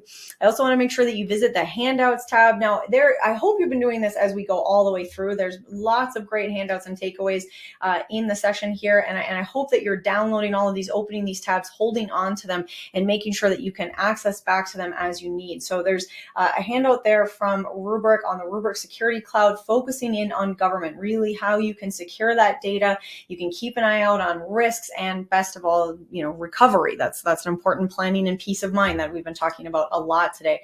So be sure you spend some time with that rubric handout. Don't go anywhere just yet, because we do still have one more exciting session in the wings. And keep in mind, there's still one more $300 Amazon gift card that we're going to give away. And I'm going to do that after our last session here, and then I will recap all of our winners. I do also want to remind all of you that there's that best question gift card coming at you from each one of those sessions. So keep those questions coming in. We definitely want to hear from you. All right. Well, my friends, this is the good news, bad news portion of our afternoon, evening, morning, depending on where you're joining us from. It is time for our very last session of the day. So the bad news is we're going to bring our EcoCast to a close in the near future. And the good news is that we are definitely wrapping up today with a bang, because here with us, we have the Gigamon crew, a dynamic duo. In fact, we are going to be chatting with now. And I know many of you, if you're repeat visitors on an EcoCast, you already know Martin. Martin is a fantastic presenter. Not only is Martin Crew a fantastic presenter and storyteller, he's also the Senior Director of Solutions and Partner Technologies at Gigamon. And today, Martin will also be joined by Michael Musick, Senior Manager, Sales Engineer, also at Gigamon. All right, Martin, well, by now you know the drill, you know what's up, so I'm going to hand things on over to you. Take it away. Jess, thanks for the introduction. Always a pleasure to be here with you in the audience. And I'm delighted to have one of my colleagues, Michael Musick, here with me today.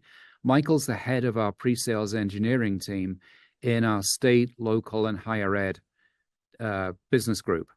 So the two of us are going to take you through a very, very straightforward agenda.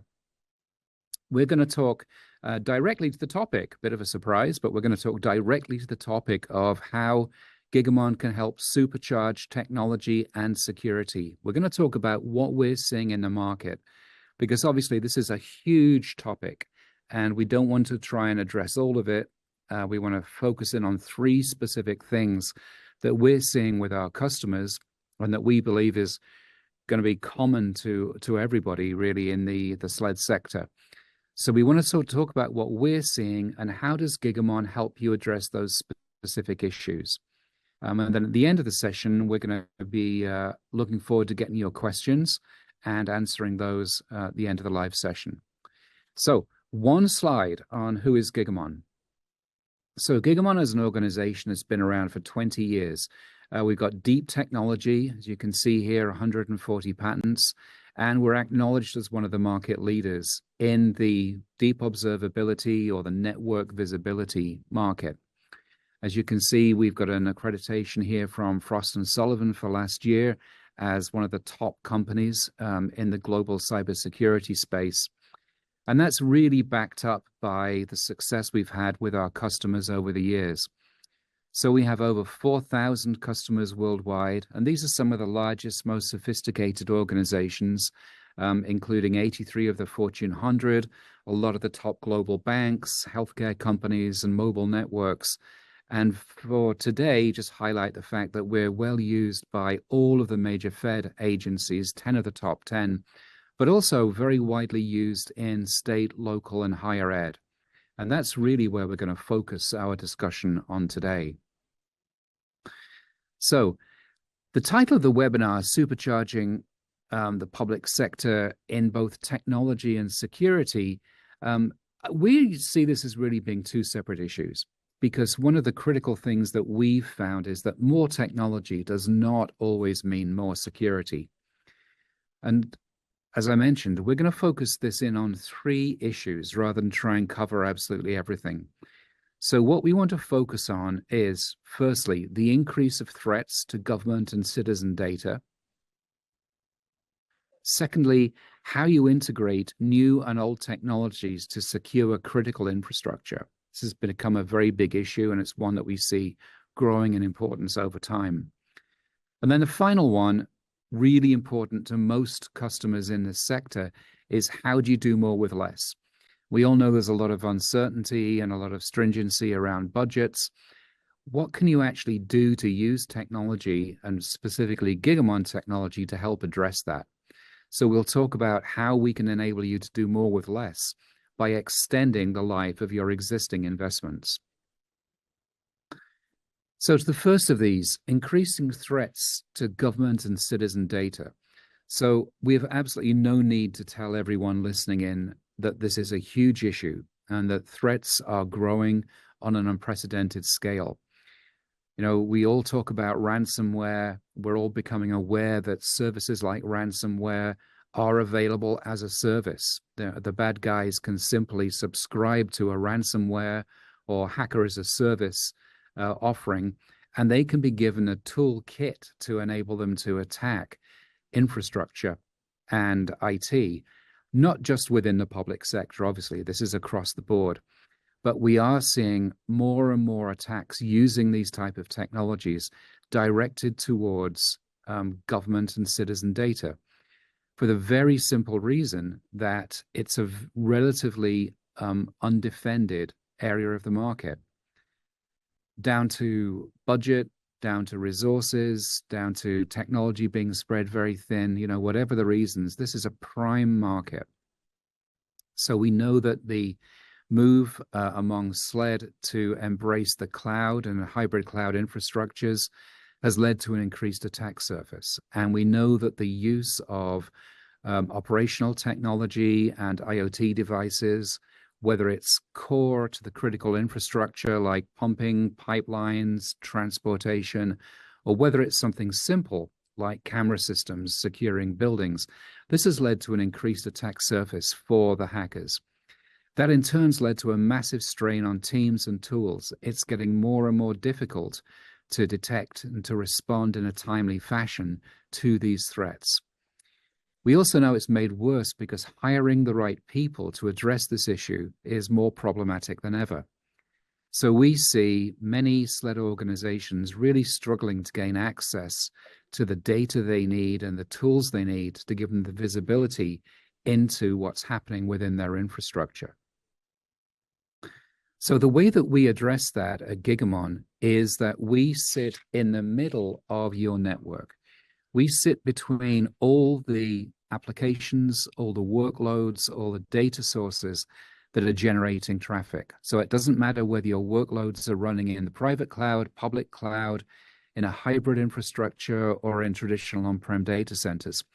We have ways to tap into that traffic to understand what's going on with those workloads.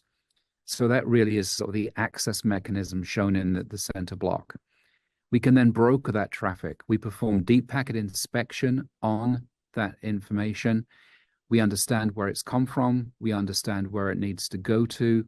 And then we can go into the transformation phase. Because we know that the destinations of this data, and that really is the security and monitoring solutions highlighted above this center block. Because we know where the traffic needs to go, we know the way that those tools want to ingest this data. Do they want raw packets? Do they want NetFlow? Do they want application metadata? Do they want just straightforward network intelligence? And we can deliver the information those tools are expecting in the way that they want to see it. And along the way, we can enrich it, because we're not just seeing feeds from one of those sources or to one of those tools.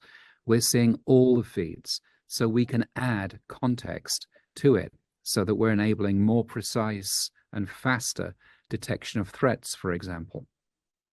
So just to summarize that, we have visibility into any workload. We work across all these different platforms. So for those of you concerned about such things, we have the same code base running on our appliances, running in the cloud, running in virtualized environments.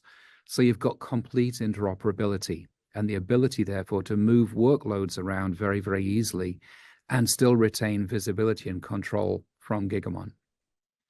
And we can work with any tool.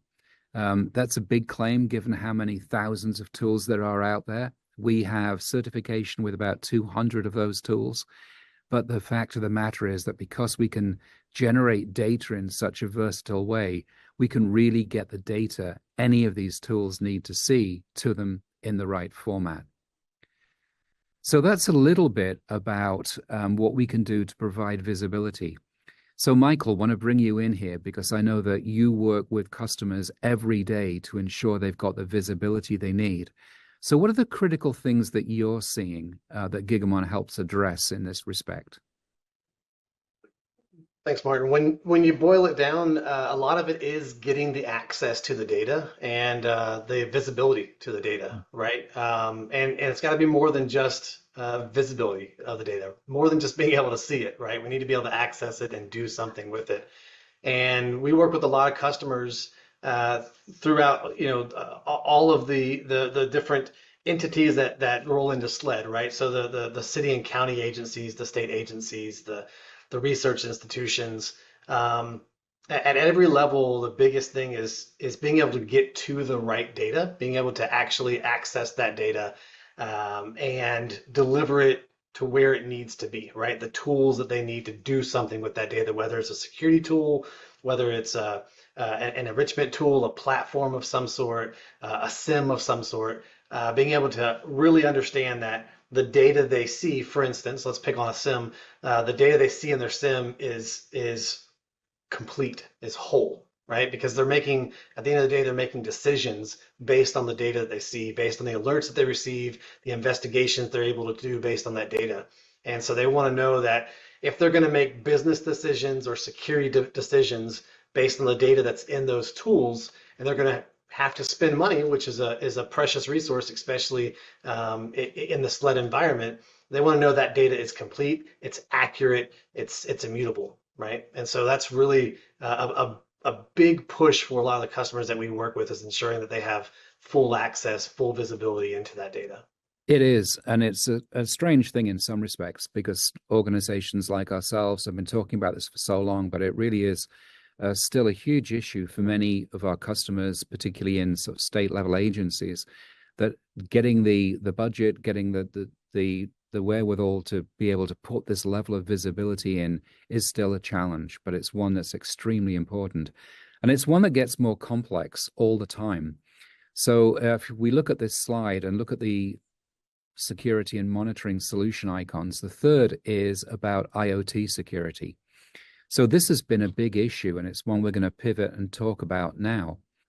So we all know that this is a huge issue. We all see the headlines around the attacks on critical infrastructure, whether it's the really high profile stuff like the Colonial Pipeline, or whether it's more local issues attacking maybe water stations or things like that. State and criminal actors are now very, very focused on this because it's very high value. And it's very difficult to do because much of the technology that's used in protecting the critical infrastructure is either old technology, maybe embedded Windows environments, or it can't be easily secured because you can't easily add an EDR or agent-based tool to protect it. So there's a lot of challenge there. The good news is there's a lot of really good tools that are available to help address that, and we'll talk about a couple of those in a minute. But for these tools to work most effectively, they've got to be integrated with other tools. Whether you want to characterize them as traditional tools or not is really up to you. But they need to be integrated with things like Michael just mentioned, with tools that provide the capability to capture all the relevant data. So this is a really important thing, that there are great new tools on the market, but do they integrate with the existing infrastructure? Because it really is in the interplay of the two that you're going to get most value.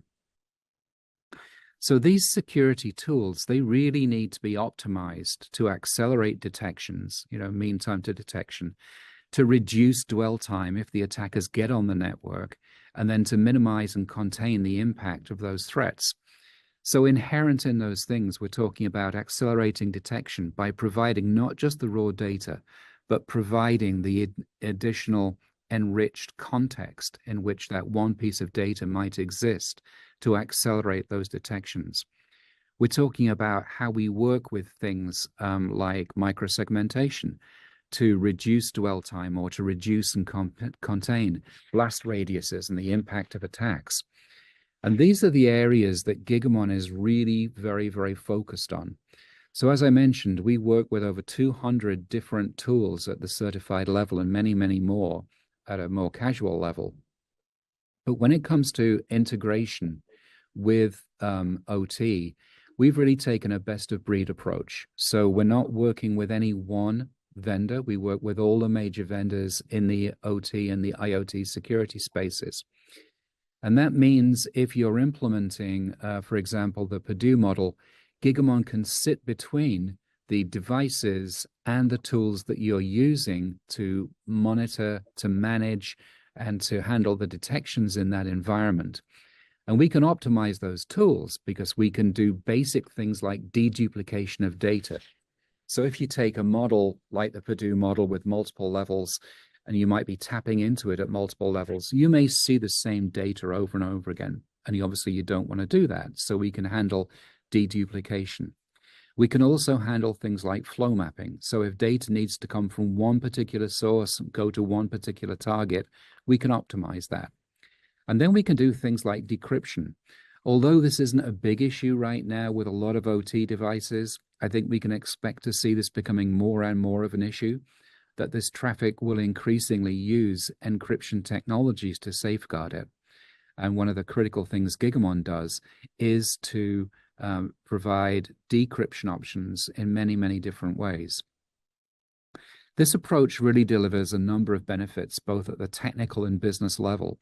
So we can isolate the OT and IT levels to prevent cross-contamination, and particularly contamination from the IT layer back into the OT. We provide a single tool set to manage both environments. So the Gigamon Fabric Manager can see everything that's happening on the network, and that would include, if you're using us to do this, now the OT traffic. And again, as I mentioned, we've got all these great tools like deduplication, like TLS decryption, flow mapping, to optimize the efficiency of the data being sent through to the OT management tools, which are getting to be more and more like network detection and response systems in terms of their capability. So from the business benefit point of view, this means we can reduce the implementation complexity and the time. We can improve security across the board. We can improve the agility. So if something changes within the OT environment, we can easily accommodate that change, and the resiliency. And that adds up to reduced management complexity measured by both time and cost. So Michael, I know you get involved in a lot of these type of projects. What are some of your observations about Gigamon working in this environment? Yeah, OT environments are one of the ones we find ourselves working with in quite a bit within the SLED market. That whole range, right, of critical infrastructure when you're talking about particularly agency level, right, state, local, agency level. So things like water treatment, airports, transit authorities, where the complexity of providing security there is securing not only dollars and cents, while that's very important and certainly money makes the world go around, you're also securing human lives, right? Because there's a lot more at stake when you're talking about an OT environment, for instance, that governs a transit authority or governs a water treatment plant or something like that. So the individuals we work with take their job very seriously, which is fantastic, and we do too. And so what we see is OT environments can be highly complex. We work in some that are a bit more modern, and they're fantastic and fascinating to see, and we're helping get data out of those environments successfully and in a very secure way. And we see some OT environments that are antiquated. They've been around a long time, and there's no real great way to update those environments. And so it becomes even more critical. How do you protect that environment? Because you can't use traditional security tools to protect and detect threat activity within an OT environment. So being able to accurately and safely get data out of that environment, which is where we play in, and being able to use security tools to look at the data, to understand what threat actors might be targeting, how they might be attacking those environments, hugely important to keeping people safe at the end of the day. It is, absolutely. And this is about keeping people safe. This isn't just about data anymore. This is about human lives. You're absolutely right. Just a reminder that if people have questions, please do send them through to us. We'll be really happy to answer them at the end of the webinar. But we've talked about gaining visibility. We've talked about improving security that way. But of course, one of the things we've touched on several times is it has to be done in a cost-effective way. So one of the things with Gigamon is we've always focused on this idea of how do we optimize tools so that maybe the tools can do more work individually and you need fewer instances of those tools, or how can we find other ways to help increase the efficiency of the teams that are running those tools.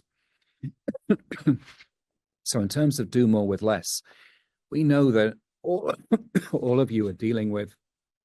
So one of the critical things we've always worked with agencies on is how they can do more with less, because we know agencies are dealing with budget shortfalls in the short term and uncertainty in the longer term.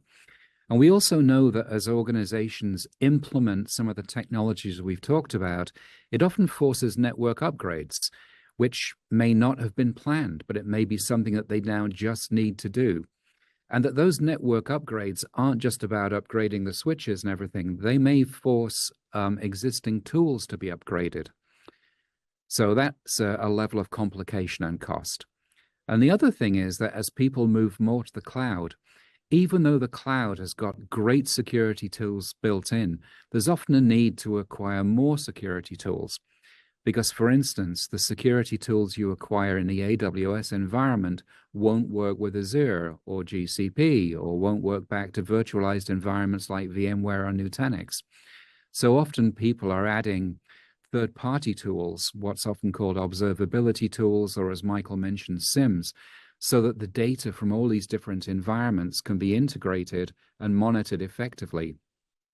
So this pressure to do more with less increases all the time.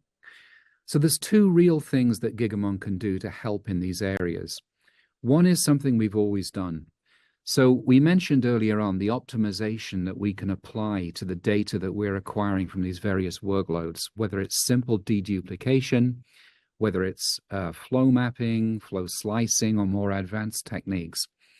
All of this typically adds up to about an 80% reduction in traffic that's going to those tools. So this doesn't mean we reduce all the traffic on the network by 80%, but it means the traffic that's being sent through to tools can be very significantly reduced. So on this slide, you can see a number of data points around that, around the percentage traffic reduced to tools. And if you look at the bottom of the screen, you'll see the noise slide, as we call it, which shows how using techniques like flow mapping, deduplication, and application filtering can filter out 80%, 70 or 80% of the noise that tools are seeing. So what this means in a security context is fewer false positives. It means your teams are focused on the right things. So we can increase tools efficiency, we can increase team efficiency, and the net is when we model this out for customers, we can often reduce their spend by over $1 million and typically get to a payback in 4 months. So often using Gigamon, you can get a return within the same financial year. We have a range of tools that we can use to do this, and Michael's team are experts in using those tools. So feel free, if you're facing these issues of maybe a network upgrade, forcing tools upgrades, talk to us about how we can help you continue to use those existing tools that you're using on a faster network, how you can use some of the efficiency tools we've talked about here to make sure those tools are optimized and that you're not buying unnecessary tool capacity. So one more thing, then I'm going to throw this over to Michael to expand on that, and that's around the cloud. So many of us have moved a lot of our core IT infrastructure to the cloud, and many of us are shocked by the cost of the cloud. So this is a slide that is real-world data that relates to a project Gigamon very recently completed. So this was an organization who wanted to extract information from the AWS environment and use it in an NDR tool. So the cost of doing that just on AWS was costing $16,381. And we're able to be very precise because we were able to see the AWS bills for it.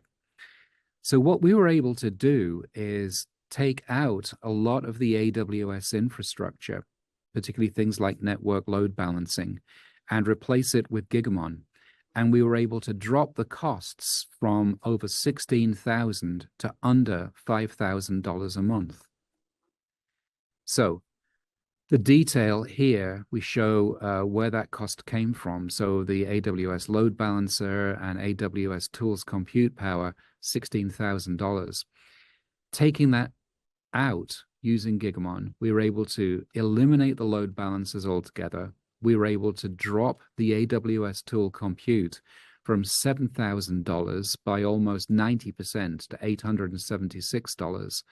At a cost of adding a little bit of AWS compute to support Gigamon and a $3,300 a month license.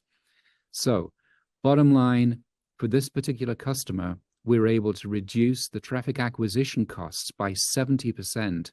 And on an annualized basis, that meant $137,000 of saving. So Michael, we know this is super important for SLED customers. How would you work with a SLED customer to help them determine where they can save money on their tools? Yeah, great question.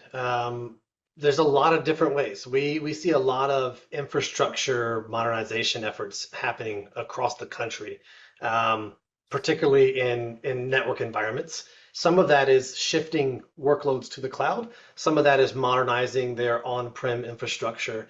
And along with that comes oftentimes upgrades, right? So if we're talking about on-prem environments, moving from 10 gig to 40 gig or 40 gig to 100 gig. In our education space, we're seeing some of our research universities pushing 400 or even 800 gig. And so you can imagine that trying to scale your tools to that can get really expensive really quickly, right? And so what we can come do is work alongside the customers to understand what that traffic actually looks like, right? Because we can acquire all of that traffic, we can begin to do things like deduplication, application filtering, identifying applications. We can begin to help our customers understand what data is important to send to the security tools, what data maybe the security tools don't need to send, how much we can reduce the overall traffic flow by doing things like deduplication, understanding their need for encrypted traffic, seeing encrypted traffic flows.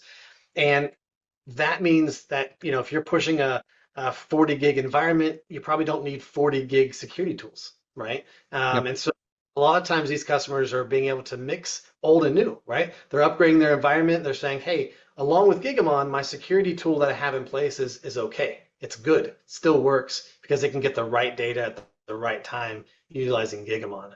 When we look at the cloud, this is a great example, just being able to see the raw numbers there.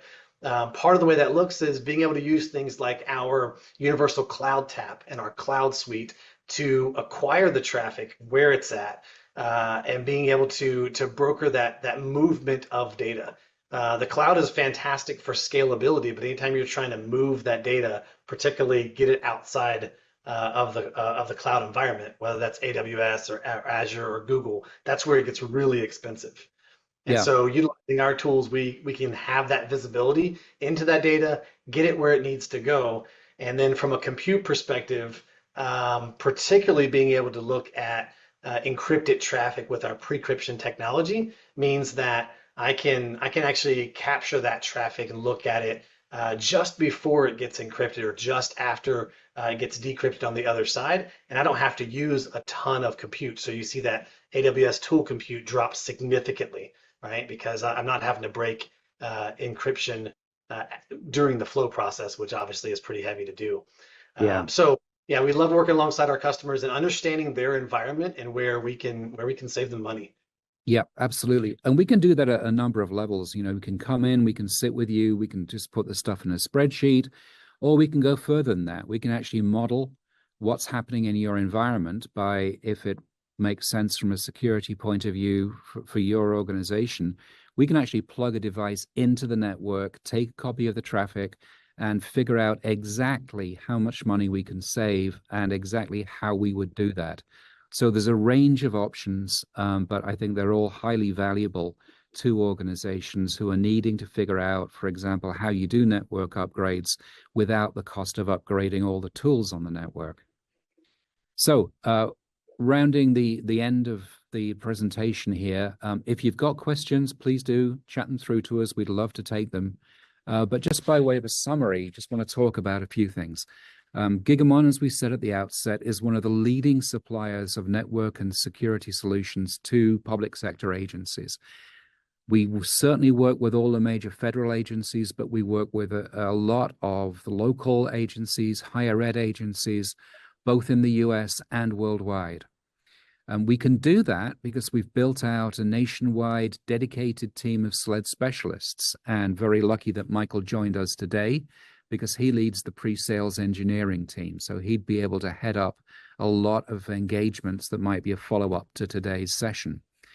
Equally important, we've got partnerships with all of the leading national and regional VARs.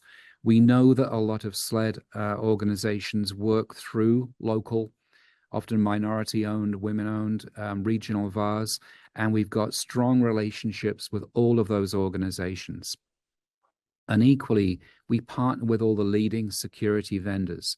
So whether it's Splunk, whether it's Vectra, whether it's ExtraHop, or any of the other couple of hundred organizations, we've got partnerships, we've mutually validated technology, and it's all good. And speaking of validation, we are compliant with all the major standards and regulations that apply in the public sector. I know that not all of these apply to the SLED market, but I think from a peace of mind point of view, it's great knowing that we are approved by all these agencies and standards. All right, well, that's really it from us today. Very much looking forward to taking questions, and would very much encourage you, after you've seen this, to download some information from our website. We have a separate section on the Solutions tab on state and local government, and we would love to engage with you on your particular situations and how we can help secure your organization by bringing you the visibility that you need and doing it in a cost-effective way. But for today, that's it from me. Michael, thanks for joining us, and back to you, Jess. Well, thank you very much, Martin, for bringing us home in style, as always, on this EcoCast. What a wonderful presentation. And as you said, lots of questions coming your way. I know that you and Michael are going to spend some time reviewing all the questions asked. So if anyone does have a burning question that you have not asked yet, there is still time. Get that in, and Martin and Michael will get back to you. If they don't catch you on live chat today, they will get back to you over email. So keep those questions rolling. Now, another great way to make sure that you get the information that you need is to click on that wish list that you see up on the screen. Are you more interested in a data sheet, a white paper? Maybe you want to get into some case studies, whatever the case may be. Click on the screen right now, and that will let the Gigamon team know how they can follow up with you. What is the additional information that would be helpful for you wherever you're at in your research journey? There's something for you. So click on that wish list. I'm also going to suggest you visit the handouts tab. Make sure you've got that handout. Click on the Gigamon link. There is an incredible takeaway there. It's called Higher Education Must Do More with Less While Accelerating Technology-Powered Learning. Real focus on hybrid cloud migration for colleges and universities. This is an incredible takeaway, an incredible resource. It is absolutely worth spending some time with, especially given that that's a huge piece of what we're here to talk about today, is that doing more with less, right?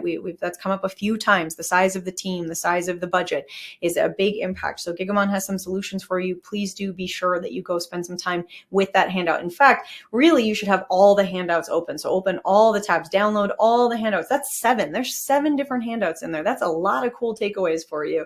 And if that wasn't enough for you, we also have some prize giveaways coming your way. I'm just leaving this up another second here, and then we will get into our prizes. In fact, let's do our last prize giveaway, and then I will recap our entire winners list. So we have a $300 Amazon gift card going to someone who is here live, present, and as always, a bit lucky. Here on the EcoCast, that special somebody is Eric Woodruff from Washington. Eric Woodruff from Washington. Oh, I like the bookend of that. We started with an Eric, we're ending with an Eric. We had a Wisconsin, now a Washington. On that note, here is our full winners list for the $300 Amazon gift cards. Eric Tenpass from Wisconsin, Alex Solidukin from Virginia, and Eric Woodruff from Washington. Each of you has won a $300 Amazon Amazon gift card. Now, we will follow up with all of you after we wrap, so stay tuned for that. Also, keep in mind there's that $50 best question gift card coming at you from each one of our sessions, so we will follow up with the winners once we've had a chance to review all the questions, because there are a lot. So we want to make sure we go through them carefully once we wrap. All right. Well, with that, we are nearing the end of our EcoCast. One last reminder, I do want to let you all know, if you are sitting here listening, watching this wonderful presentation and thinking, boy, I have a story I'd like to tell on an EcoCast, a MegaCast, I have solutions I'd like to share on a summit or a webinar, we would absolutely love to hear from you. So shoot us an email at connect@actualtechmedia.com. Let us know that you're interested in sharing your story, your solution, your platform, and we will get that conversation rolling.